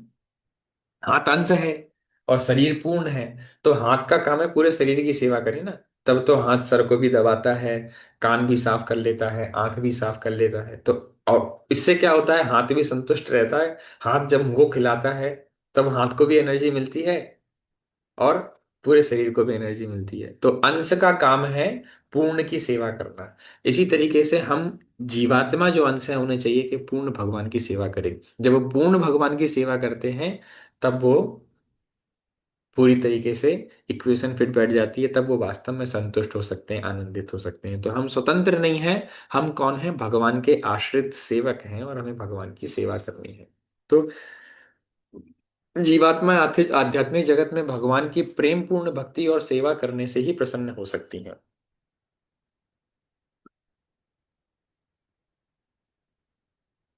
तो जितनी भी जीवात्मा है भगवान की सेवा हम देखते हैं भौतिक जगत में नहीं, जहां वे मृग तृष्णा का पीछा करती हैं और भौतिक सुख से ठगा जाती हैं। भौतिक संसार के सुखों सुखों को क्या कहा गया? मृग तृष्णा। भौतिक संसार के सुख सारे मृग तृष्णा के समान है। मृग तृष्णा कैसे समझ सकते हैं? आप गर्मियों में देखेंगे रोड पे, तो रोड पे पानी का आभास होता है, नहीं? इसी तरीके से रेगिस्तान में जब कोई भटकता है, तो रेगिस्तान में भी ऐसे ही दूर कहीं पे पानी का आभास होता है कि वहां पे पानी है, चलो जाके पिया जाए। लेकिन जब वहां जाते हैं तो वहां तो रेत है। और आगे जाते हैं, दिखते हैं हाँ वहां पानी दिख रहा है, लेकिन वहां भी रेत है। और इस तरीके से पूरे रेगिस्तान में बस क्या करते हैं? भागते ही रहते हैं, भागते ही रहते हैं पानी की तलाश में। इस तरीके से, लेकिन वो पानी कहीं मिलता नहीं है। इसी तरह भौतिक संसार में भी तो हम भाग ही रहे हैं। पढ़ाई कर लो, सुख मिलेगा। 12th पास करके सुख मिलेगा नहीं, कॉलेज करने के बाद सुख मिलेगा नहीं, नौकरी करने के बाद सुख मिलेगा नहीं, नहीं नौकरी करने से नहीं मिलता है, सैलरी आएगी तब मिलेगा। सैलरी आ गई, अब सैलरी भी आ रही, अरे सब भी नहीं मिल रहा क्योंकि जॉब का इतना प्रेशर है। ऐसा कर लो, विवाह कर लो, विवाह करने के बाद सुख मिल जाएगा। और विवाह करने के बाद क्या सुख मिलता है, कितना मिलता है, वो तो आप सब गृहस्थ हैं, मुझसे ज्यादा बेहतर जानते होंगे। तो ये स्थिति है। नहीं, बच्चे हो जाएंगे तब सुख होगा। फिर बच्चों की फीस भरने में कितना सुख होता है, कितना बच्चों के नखरे उठा के संघर्ष करने पड़ते हैं, तो वो तो क्या ही सुख है वो। अगर सुख थोड़ा बहुत है भी, तो इतना कष्ट है, उसके बदले में इतना सा सुख मिलता है, तो इसे फिर सुख नहीं माना जाएगा। कोई कहे कि नहीं मेरे जीवन में बहुत खुश है, अभी तो 10 दिन की मैं कुल्लू मनाली की यात्रा करके आया हूं पूरे परिवार के साथ। तो आप 10 दिन की कुल्लू मनाली की यात्रा करने के लिए 10 महीने जो बॉस की गालियां सुने हैं,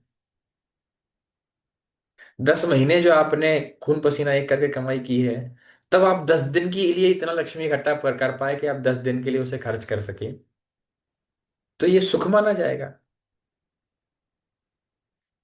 10 महीने, पूरे 12 महीने गधों की तरह काम करके अगर 10 दिन के लिए आप सुखी हो पाए, तो ये संसार के सुख को, ये ऊंट का सुख हो गया। ऊंट का सुख क्या है? ऊंट रेगिस्तान में कटीली झाड़ियां खाता है, क्योंकि रेगिस्तान में तो कोमल पत्ती होती नहीं है। वो कटीली झाड़ियां खाता है, कांटे की झाड़ियां।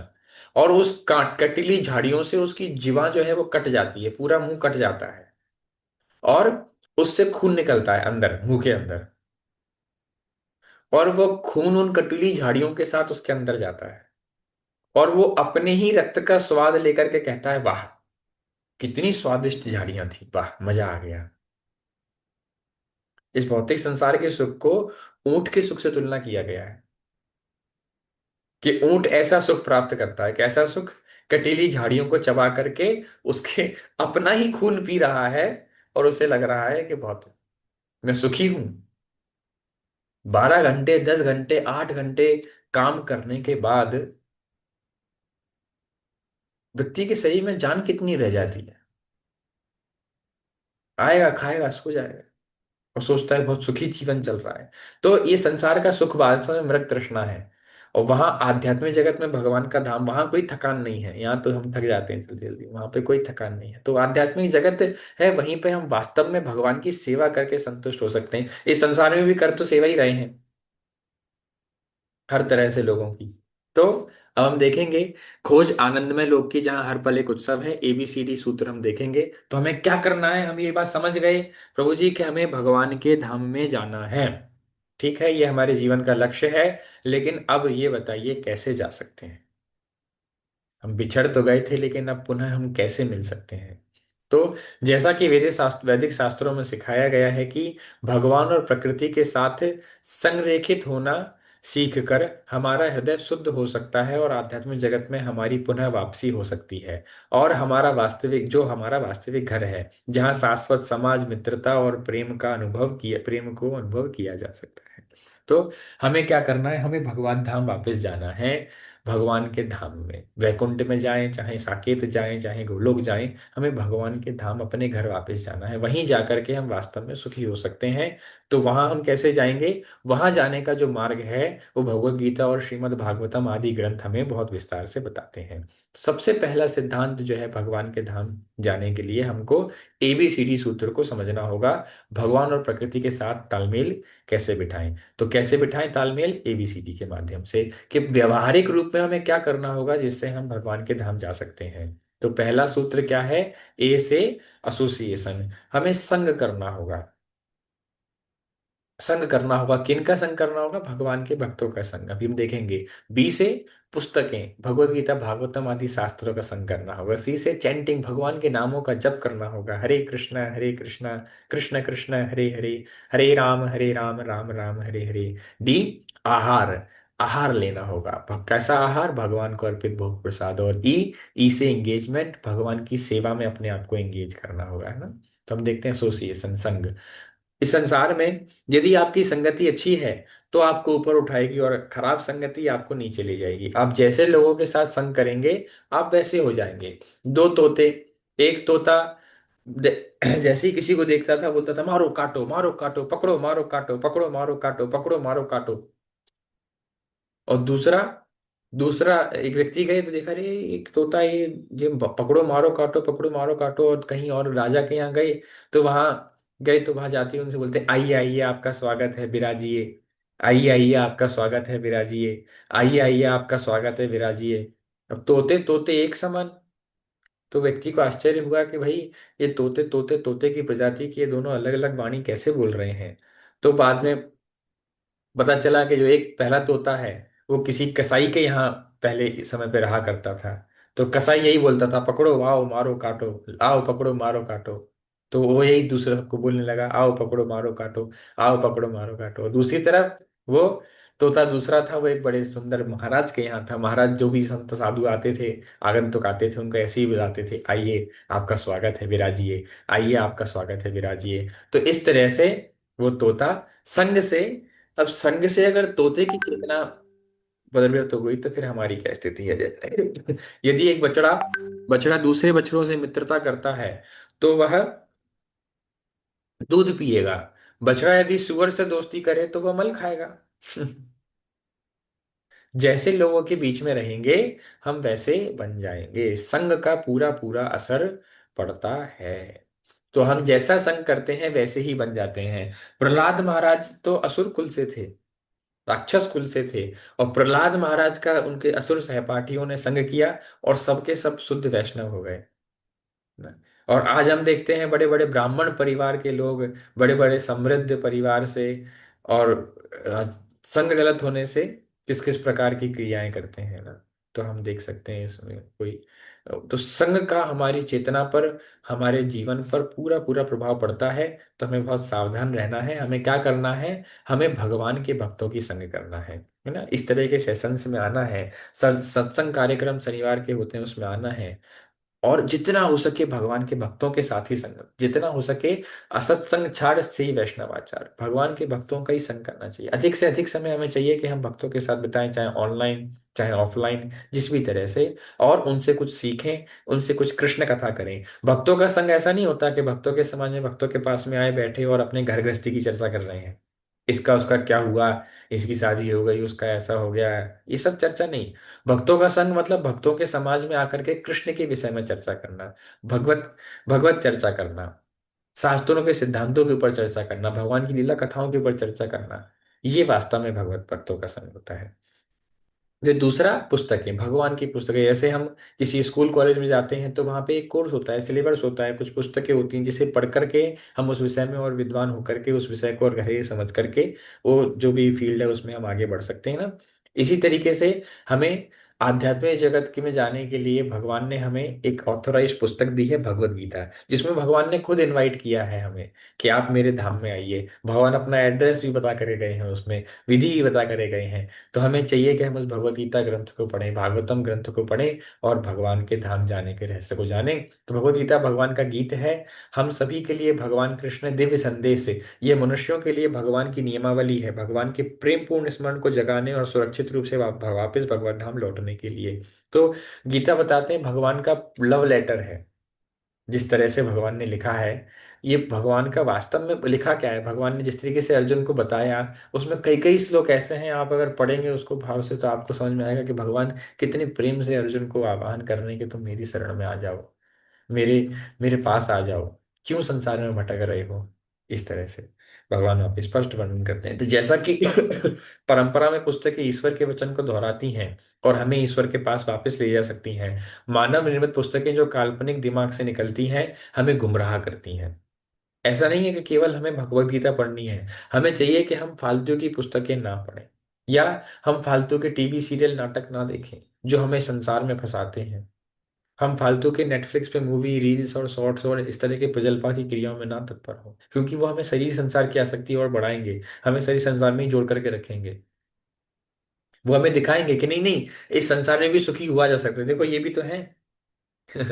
इस तरीके से तो मानव निर्मित पुस्तकें नियमित रूप से पढ़ने से, नियमित रूप से पढ़ने और अपने जीवन में परम पूर्णता प्राप्त करने के लिए ही सही पुस्तकों का चयन करें। भगवत गीता भागवतम का हमें पाठ करना चाहिए। जब हमने इस पे पूरा सेशन भी किया था अभी, हरे कृष्ण महामंत्र का जप, माला पर जप, और गिनती मन की शांति, गिनती के साथ जप करना होता है। मन की शांति के लिए, संतोष और प्रसन्नता के लिए प्रमाणिक पद्धति है। हरे कृष्ण महामंत्र का जप माला पे करेंगे आप गिनती के साथ, तो आपका मन शांत होगा, आपको संतोष की प्राप्ति होगी और प्रसन्नता की। ये प्रमाणिक पद्धति, ये ऑथेंटिक प्रोसेस। हमने देखा था किस तरीके से, न जब न यज्ञ करने से, न तपस्या करने से, न किसी भी क्रिया से इस कलयुग में आपको भगवत धाम की प्राप्ति नहीं होने वाली है, लेकिन नाम से आपको अवश्य भगवत धाम की प्राप्ति हो जाएगी। तो एक अत्यंत प्राचीन पद्धति है जो परंपरा में चली आ रही है ना। जैसे ओम ध्रुव ने ओम नमो भगवते वासुदेव का जप किया, वाल्मीकि जी मरा मरा मरा मरा किए, उल्टा नाम जपहि जग जाना, वाल्मीकि वै ब्रह्म समाना। वो तो राम राम भी नहीं किए, मरा मरा मरा मरा करते थे, मरा मरा मरा मरा मरा राम, इस तरीके से राम राम हो गया। मृगारी शिकारी ने हरे कृष्णा का जाप किया।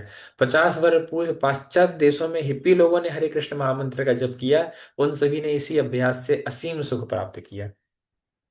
अभी ज्यादा कहेंगे नहीं प्रभु जी, वो तो ध्रुव तो 50 साल, ध्रुव तो पता नहीं कितने सालों पहले सतयुग में हुए, वाल्मीकि जी त्रेता में हुए, मृगारी तो भाई आपके द्वापर में हुए, कलयुग के बताइए अभी कोई हुआ तो अभी देख सकते हैं हम 50 साल पहले श्री प्रभुपाद जी ने केवल इस नाम के बल पे पूरे विश्व में किस तरह की क्रांति स्टार्ट कर दी।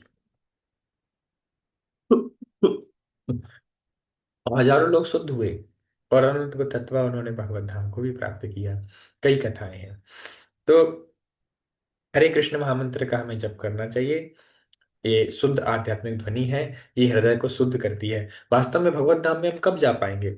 जब हमारे अंदर ये जो इच्छा है ना, भोग वृत्ति, भोग करने की, मैं स्वामी हूँ, मैं भगवान हूँ, या मैं भगवान बनना चाहता हूँ, जब ये इच्छा खत्म होगी तब तो हम वहां जा पाएंगे ना। जब हमारे अंदर ये चेतना आई है कि नहीं मैं दास हूँ, मैं भगवान का सेवक हूँ, जब ये अहंकार शून्यता हमारे अंदर आएगी, जब ये विनम्रता हमारे भीतर आएगी, जब हम हमारे काम क्रोध मद मोह लोभ ईर्ष्या राग द्वेष आदि समाप्त होंगे, तब तो हम वहां जाने के योग्य होंगे ना। केवल थियोरिटिकल चर्चा करने मात्र से तो हम भगवत धाम नहीं चले जाएंगे। तो वो कब होगा? वो केवल नाम जप करने से होगा। नाम जप करने से हमारे अनर्थ खत्म होंगे, अनर्थ निवृत्ति होती है नाम जप करने से। नाम जप करने से हमें जीवन की वास्तविकता समझ में आएगी। नाम जप करने से हमें पता, हमें हमारा स्वरूप का ज्ञान होगा कि हम भगवान के दास हैं, हम स्वामी नहीं हैं। तो ये सब क्रिया किससे होगी? नाम जप करने से होगी। अनर्थ निवृत्ति नाम जप करने से होती है। तो नाम जप हम करेंगे तब हमारे अनर्थ खत्म होंगे, हमारी जो कृष्ण भावना जो है वो पुनर्जागृत होगी, और तब कहीं जाकर के हम भगवान के धाम में प्रवेश पा पाएंगे। तो इसलिए हमें नाम जप करना चाहिए, और अधिक से अधिक नाम जप करना चाहिए। श्रील प्रभुपाद जी कहते हैं 16 माला मिनिमम, कम से कम 16 माला तो करो। प्रभुपाद जी ने कहा, प्रभुपाद जी ने मिनिमम का स्टैंडर्ड बनाया है, कम से कम 16 माला। तो पहले हमें चाहिए कि पहले हम ज्यादा से ज्यादा करके कम से कम तक पहुंचे। अभी जो 1 माला 2 माला करते हैं, उन्हें चाहिए कि वो और ज्यादा कर करके माला किसी तरीके से 16 माला पे पहुंचे, और फिर 16 माला को बेंचमार्क बनाए कि हाँ 16 माला तो मेरी कम से कम प्रतिदिन होंगी ही, और जितना हो सके उसके अतिरिक्त जब समय मिले तब नाम जप करना है। प्रसाद बना रहे हैं, खाना बना रहे हैं घर में, तो नाम जप करते हुए बना लो। कीर्तन गाते हुए हरे कृष्णा गाते हुए बना रहे हैं, कीर्तन लगा लो मोबाइल में, कथा लगा लो, कोई प्रमाणिक कीर्तन। संसार के भजन म्यूजिक वाले बहुत हैं, कई हिंदी भजन है, अलग अलग भाषाओं के भजन है, अच्छा है, वो भी सुन सकते हैं। लेकिन जितना शुद्धिकरण केवल भगवान का नाम करेगा, भजन में तो और भी कई यहाँ वहाँ के 50 शब्द आ जाते हैं ना, नाम तो एक आध दो बार आता हो तो आता हो, लेकिन अगर कोई प्योर नामी नाम सुनेगा तो उसका कितना शुद्धिकरण होगा। तो इसलिए प्रभुपाद जी ने ज्यादा फोर्स किया कि बस केवल नाम का कीर्तन करो, क्योंकि इससे जल्दी शुद्धिकरण होगा। तो नाम कीर्तन लगा लिया, कहीं पे प्रभुपा जी का कीर्तन लगा लिया, और उसको सुनते हुए कार्य कर रहे हैं, तो वो चेतना बनी रहेगी। तो इस तरीके से हमें जाप करना चाहिए, भगवान के नाम का ध्यान रखना चाहिए। फिर आहार, जैसा होगा अन्न वैसा होगा मन। तो हमारे भोजन का हमारी चेतना पर पूरा पूरा प्रभाव पड़ता है, थोड़ा बहुत नहीं पड़ता, पूरा पूरा प्रभाव हमारे भोजन का हमारी चेतना पर पड़ता है। आप बहुत ही कुछ अच्छा मीठा आपके मन को भाने वाला खा लें, आपका हृदय प्रसन्न हो जाएगा, आप कहेंगे मांग लो क्या मांगना है, इतना स्वादिष्ट प्रसाद आया बनाया आज बनाया है, क्या चाहिए बताओ। और कोई कुछ भी मांग लेगा हम दे देंगे। और कहीं खाने में मिर्ची ज्यादा हो गई, नमक ज्यादा हो गया, तत्काल हमें क्रोध आ जाता है। क्यों आ जाता है? इसका अर्थ है, सीधी सी बात है, कि हमारे विचारों पर, हमारे भावनाओं पर अन्न का प्रभाव पड़ रहा है, बिल्कुल पड़ रहा है। तो हम, जैसा होगा अन्न वैसा होगा मन। तो हमें अशुद्ध आहार बिल्कुल नहीं करना है। भोजन के लिए हमें 3 बातें ध्यान रखनी है: क्या बनाया है, किसने बनाया है, और किसके लिए बनाया है। अगर आपने कुछ भी इस मुख से अंदर डालने से पहले ये 3 चीजें पूछ लिया, क्या बनाया है, कहीं इसमें कोई तमोगुणी तत्व तो नहीं है, कोई भी ऐसा तत्व तो नहीं है जो ठाकुर जी को भोग नहीं लग सकता हो। दूसरा, किसने बनाया है, भाई जो बनाने वाला भगवान का भक्त है, साधक है, सतोगुणी है कि नहीं है, या फिर हर तरह के उल्टे सीधा आहार करने वाला व्यक्ति है, या गलत चेतना का व्यक्ति है, या नास्तिक ही तो नहीं है, कहीं विधर्मी तो नहीं है कोई। किसने बनाया है? क्योंकि बनाने वाले की चेतना भी अन्न में स्थानांतरित होती है। कई लोग क्यों कहते हैं लोग माँ के हाथ का खाना, माँ के हाथ का खाना? होटल में ज्यादा अच्छा लगता है, होटल का खाना ज्यादा टेस्टी होता है, लेकिन माँ के हाथ में खाना में माँ का प्रेम मिला हुआ होता है, ऐसा कहते हैं ना। तो इसका अर्थ क्या है, हम जो अन्न खा रहे हैं उसमें बनाने वाले की चेतना जा रही है ना, बनाने वाले की भावना जा रही है ना। तो इसलिए हमें चाहिए कि हम फिर कहीं भी संसार की चाट पकौड़ी ना खाएं, क्योंकि वो तो बैठ के बना रहे हैं कल्लू भैया, पैसा लूटने की भावना से। तो वही पैसा लूटने की भावना काम विचार हमारे अंदर आएंगे, और फिर हमारे जीवन में परिणित होंगे। तो अन्न पे हमारा क्या बनाया, किसने बनाया और किसके लिए बनाया है। अगर वो अन्न, वो भोजन अगर वो भगवान के लिए नहीं बनाया गया है, तो फिर उसके हमें खाने की आवश्यकता नहीं है, क्योंकि हमें जो भगवान को अर्पित हो वही हमें खाना है। अगर भगवान के लिए बनाया गया होगा तो हमारे अंदर भगवत प्राप्ति की चेतना को और बढ़ाएगा, और हम आध्यात्म में और प्रगति करेंगे। तो भोजन रक्त में बदल जाता है और हृदय से पूरे शरीर में वितरित किया जाता है। और भोजन क्या होता है, मल और मूत्र में बदल जाता है और शरीर से बाहर निकल जाता है। भोजन मस्तिष्क में जाता है और भोजन के प्रकृति के आधार पर चेतना उत्पन्न करता है। तो भोजन की ये 3 लेवल हैं। भोजन रक्त में बदलता है, पूरे शरीर में हमारे विस्तृत होता है। मल मूत्र में बदल जाता है और शरीर से निकल भी जाता है। और भोजन का एक भाग हमारे मस्तिष्क में जाता है और हमारी चेतना को उत्पन्न करता है। तो यदि भोजन सत्व रज या तमस में है, तो यह उसके अनुसार अच्छे या बुरे प्रभाव पैदा करता है। तो हमें चाहिए हम जितना हो सके सात्विक भोजन लें। बहुत ज्यादा तीखा तेल मसाले वाला चटपटा खट्टा नहीं लेना चाहिए, जितना हो सके सात्विक भोजन लेना चाहिए। एकादशी को अन्न नहीं लेना चाहिए, फलाहार करना चाहिए। तो आध्यात्मिक भोजन क्या है, प्रसाद। भगवान को अर्पित प्रसाद ही हमें खाना चाहिए, शुद्ध शाकाहारी। हमारी चेतना को शुद्ध करता है, जीवन में अच्छी चीजों को आत्मसात करने के लिए अनुकूल स्थिति बनाता है। आपकी चेतना शुद्ध होगी, विचार शुद्ध होंगे, तब फिर आप बड़ी शीघ्रता से भक्ति में प्रगति कर पाएंगे। तो इस तरीके से हमें प्रसाद ही केवल ग्रहण करना चाहिए। प्रसाद हम पर भगवान की कृपा है। यह हमें हमारे मन और इंद्रियों को नियंत्रित करने में और भक्ति योग में आगे बढ़ने में मदद करता है। ये भगवान की कृपा है जो भगवान हमें प्रसाद देते हैं, हम भगवान को अर्पित करते हैं। भगवान पूरा गायब कर ले तो हम क्या खा पाएंगे। और वास्तव में भगवान खाते हैं, ऐसा नहीं है कि भगवान पाते नहीं है, भगवान पाते हैं। भगवान ने गीता में कहा है, मैं पाता हूं, मैं स्वीकार करता हूं। तो भगवान स्वीकार करते हैं, भगवान पा करके एज इट इज हमारे लिए प्रसाद छोड़ देते हैं। भगवान दृष्टि भोग लगाते हैं। भगवान का यही भगवान का सच्चिदानंदता है, सच्चिदानंद भगवान है, क्योंकि उनका कोई भी अंग कोई भी कार्य कर सकता है। उनको मुंह से खाने की आवश्यकता नहीं है। निराकार का अर्थ क्या है, वो किसी प्रकार के आकार में बंधे हुए नहीं है कि वो मुख से ही खाएंगे, कान से ही सुनेंगे। वो उनका वो आकार में बंधे हुए नहीं है, उनका शरीर का कोई भी अंग कोई भी कार्य कर सकता है।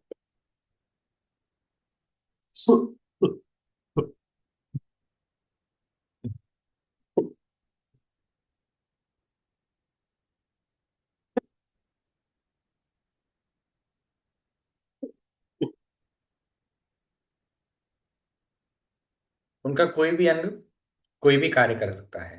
तो भगवान दृष्टि भोग लगाते हैं, और फिर हमें उसको स्वीकार करना चाहिए। प्रसाद ही हमें लेना चाहिए। ई से सेवा, एंगेजमेंट। भगवान की कृपा से हर कोई किसी न किसी क्षेत्र में प्रतिभाशाली है। हम प्रभु की प्रसन्नता के लिए किसी भी सेवा में संलग्न हो सकते हैं। भगवान ने सभी जीवात्माओं को कुछ ना कुछ ऐसा दिया है जिससे वो भगवान की सेवा कर सकते हैं। सबको भगवान ने दिया है। हमें चाहिए कि हम खुद को भगवान की सेवा में लगाएं। हम देखते हैं रामायण में एक गिलहरी भी भगवान की सेवा कर रही है, बंदर भालू भी भगवान की सेवा कर रहे हैं। यहाँ तक वर्णन है कि जब सेतु बनाया तो पत्थर यहाँ वहां थोड़े बिखरने लगे, तैर रहे थे तो बिखर रहे थे। तो जो जल के जितने भी जानवर थे, मछलियां थीं, बड़ी बड़ी बड़ी बड़ी मछलियां भी थीं, हर तरह के जितने भी मछली थे, कछुए थे, वो सब आपसी बैर भुला करके पत्थरों को धक्का दे दे के बस आपस में जोड़े हुए हैं और नीचे से सहारा दिए हुए हैं पत्थरों को। तो बताते हैं भगवान जब उससे निकल रहे थे तो समंदर के दोनों तरफ जो जल के जितने भी जीव हैं वो सब बाहर आ आकर के ना ऊपर आ आकर उस पे पहाड़ों को बिल्कुल उन जो पत्थरों थे उन पत्थरों के ऊपर चढ़ चढ़ के भगवान का दर्शन कर रहे हैं और उन पत्थरों का आपस में सटाए हुए हैं। तो सभी भगवान की सेवा कर रहे हैं। तो अर्जुन एक योद्धा था, उन्होंने कृष्ण के लिए लड़ाई लड़ी। बताइए, अर्जुन ने अपनी युद्ध को, अपने गांडीव धनुष को भगवान की सेवा में लगा दिया। अपने लड़ने की टेंडेंसी को भगवान की सेवा में लगा दिया। भगवान की सेवा का अर्थ ये नहीं है कि बस बाल मुड़ा लिया, मंदिर में हैं और घंटी बजा करके भगवान की आरती कर रहे हैं तो वही भगवान की सेवा है। नहीं, आप जिस स्थिति में हैं उस स्थिति से ही भगवान की सेवा कर सकते हैं। सबसे बड़ी भगवान की सेवा है प्रचार कार्य। भगवान ने कहा गीता में ही 18वें अध्याय में कि जो इस गीता के ज्ञान को दूसरों को प्रदान करता है वो मुझे अत्यंत प्रिय है, उसके समान मुझे ना तो कोई प्रिय था और ना कभी होगा। तो आप ये सेवा कर सकते हैं गीता को वितरित करके, अन्य लोगों को भगवान के सुंदर ज्ञान से अ, अभिभूषित कर करके। एक गिलहरी ने लंका तक पुल बनाने में सहायता की और भगवान राम की कृपा को आकर्षित किया। एक फल विक्रेता महिला ने प्रेम से अपने सारे फल कृष्ण को दे दिए। तो इस तरह से सारे फल कृष्ण को दे दिए। तो धनुर्दास जी की कथा में भी, चूंकि सेशन खत्म होने वाला है तो मैं कंटिन्यू कर दूं। तो जब रामानुजाचार्य जी ने धनुर्दास जी को देखा तो वो, उन्होंने अपने शिष्यों से कहा इस धनुर्दास को एक बार किसी तरीके से मेरे पास लाओ। शिष्यगण गए कि हमारे स्वामी जी आचार्य बुला रहे हैं। हाँ बुला रहे हैं, तो क्या करेंगे? कि अरे वो बुला रहे हैं, नहीं मुझे नहीं जाना किसी के पास। तो बोले महाराज उन्होंने तो आने से मना कर दिया। तो बोले कि उनसे कहो कि इस वेश्या से भी सुंदर, इस संसार में सबसे सुंदर अगर किसी का दर्शन करना हो तो आ जाओ। तो बोले अच्छा। श्रीरंग की घटना है ये, श्रीरंगम की घटना है। तो फिर जब धनुर्धा से सुना कि संस्कृति में सबसे सुंदर किसी के दर्शन करने हो, मेरी इस स्त्री से भी सुंदर कोई है, अब तो जाना पड़ेगा। और वो गए। और जब गए तो श्रीपाद रामानुजाचार्य जी श्री रंगनाथ जी के समक्ष उनको लेकर के गए। और जब रंगनाथ जी के सामने उनको लेकर के गए तो रामानुजाचार्य जी ने भगवान से कह दिया प्रभु जी एक बार बस अपनी थोड़ी सी छटा प्रकट कर दो।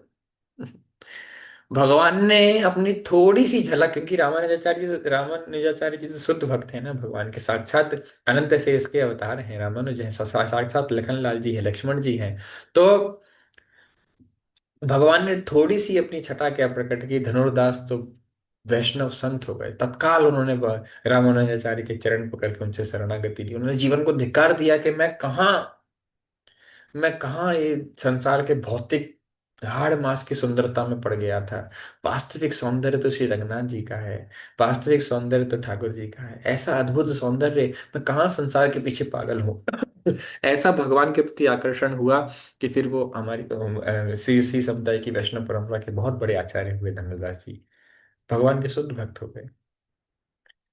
तो ये भगवान है। एक बार जो भगवान के रूप माधुरी से, भगवान की लीला माधुरी से आकृष्ट हो जाएगा तो फिर वो संसार में उसका मन नहीं लगेगा फिर।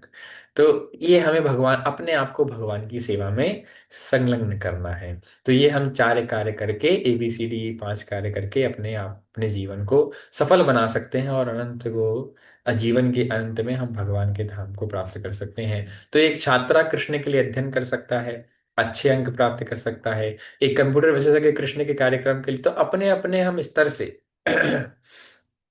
आप अच्छा गा सकते हैं तो आप भगवान के लिए गा सकते हैं। आप अगर वाद्य यंत्र बजा सकते हैं तो आप बजा सकते हैं। आप अगर प्रसाद बना सकते हैं, जैसे माताएं 56 भोग बना के लाती हैं भगवान के लिए, आप घर में अच्छे अच्छे व्यंजन बना करके ठाकुर जी को भोग लगा सकते हैं भगवान के लिए, उनका बहुत सुंदर श्रृंगार कर सकते हैं। भगवान को तो हर तरह से आप भगवान की सेवा कर सकते हैं। और श्रीला प्रभुपाद जी ने ऐसी सुंदर संस्था में प्रदान की है, यहाँ पे नाना प्रकार की सेवाएं सभी भक्तों के लिए है, सभी भक्तों के लिए है। तो ये है। तो इन सभी सेवाओं से हम आसानी से भगवान को प्रसन्न कर सकते हैं और उनकी दया प्राप्त कर सकते हैं। तो इस तरह से हमें भगवान को आकर्षित करना है, इससे भगवान हम पे कृपा करें। तो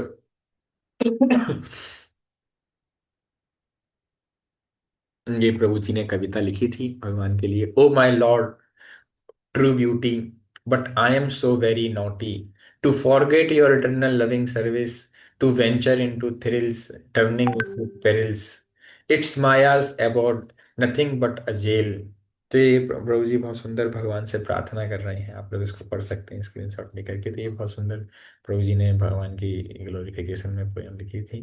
तो आज का सेशन हमारा यहीं पे समाप्त होता है। हम आज के सेशन में समझे किस तरीके से हमारा शाश्वत जो घर है वो भगवान का धाम है। और हम वास्तव में अगर कहीं सुखी हो सकते हैं तो भगवान के धाम जाकर के सुखी हो सकते हैं। हमें क्या करना है, अपने आप को बहुत ही गंभीरता पूर्वक भक्ति में संलग्न करना है। जैसे ही हम भक्ति में संलग्न होंगे तो हम जीवन के परम लक्ष्य को प्राप्त कर सकते हैं और भगवान के धाम को जा सकते हैं। Yes. हरे कृष्णा। तभी किसी के प्रश्न हो तो आप लोग प्लीज पूछ सकते हैं। वैसे हरे कृष्णा प्रभु जी, दंडवत प्रणाम। बहुत अच्छा सेक्शन रहा प्रभु जी। 2 दिन से नहीं आए तो बहुत बुरा लगा। अब 2 दिन का माता जी विलंब रहा फेस्टिवल के कारण थोड़ा सा। अब कल हमारा आखिरी सेशन होगा। कल आखिरी सत्र रहेगा और कल के बाद हमारा सेशन, हमारा कोर्स कंप्लीट हो जाएगा। प्रभु जी, वीडियो वो अपलोड कर दीजिए उसमें। आज अभी इससे पहले के सारे क्लासेस अपडेट हो गए हैं। आज वाला भी आज रात में अपडेट हो जाएगा। जी जी। आप लोग देख सकते हैं। तो आप बाकी तो बहुत अच्छा रहा प्रभु गंभीर। जी। आप ऑनलाइन कहाँ से ले रहे हैं?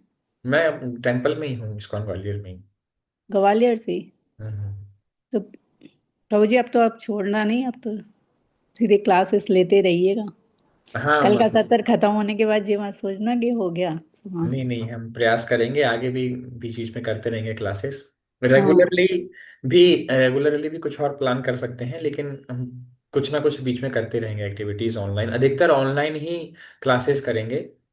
अधिकतर नहीं तो प्रभु जी कुछ शुरू ही कर लीजिए ना। थोड़ा सा प्लानिंग करके शुरू करेंगे माता जी। क्या है अभी, ऐसे अभी 7-8 लोगों का डीवाईएस हुआ। अभी अगले महीने फरवरी में कुछ और भक्त रह गए हैं, या जिन्होंने अभी रजिस्ट्रेशन किया है लेकिन क्लास नहीं ले पाए किसी कारण से। तो अभी 1-2 महीने उनको भी डीवाईएस कराना, तो अब फिर डीवाईएस होगा फिर से। तो फिर जो हम स्टार्ट करेंगे वो बीच में बंद हो जाएगा। तो प्रभु जी एक काम करिए ना कि अभी ये कल का सत्र खत्म होने के बाद फिर आप रेगुलर ही कुछ ऐसा लेते रहिएगा, कुछ हाँ अच्छा वो अच्छा। माता जी प्लान करते हैं। जैसे कुछ टॉपिक ही हैं, कई टॉपिक ऐसे हैं जो गीता के हैं, हाँ हाँ, हम प्लान है ना। करते हैं, निश्चित रूप से प्लान करते हैं।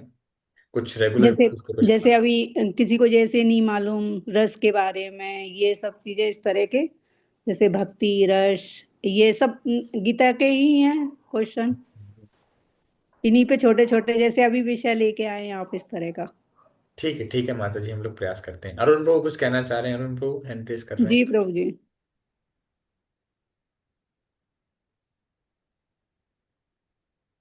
म्यूट है प्रभु जी। अरुण प्रभु अरुण आप। प्रभु जी म्यूट है। हरे कृष्ण प्रभु जी, दंडवत प्रणाम। हरे कृष्णा, धन्यवाद, प्रणाम करें। प्रभु जी, प्लानिंग की बात आ रही है, बात चल रही है, तो मेरे मन में कुछ आ रहा है। अगर आप इजाजत दे तो मैं थोड़ा सजेस्ट कर सकता हूँ।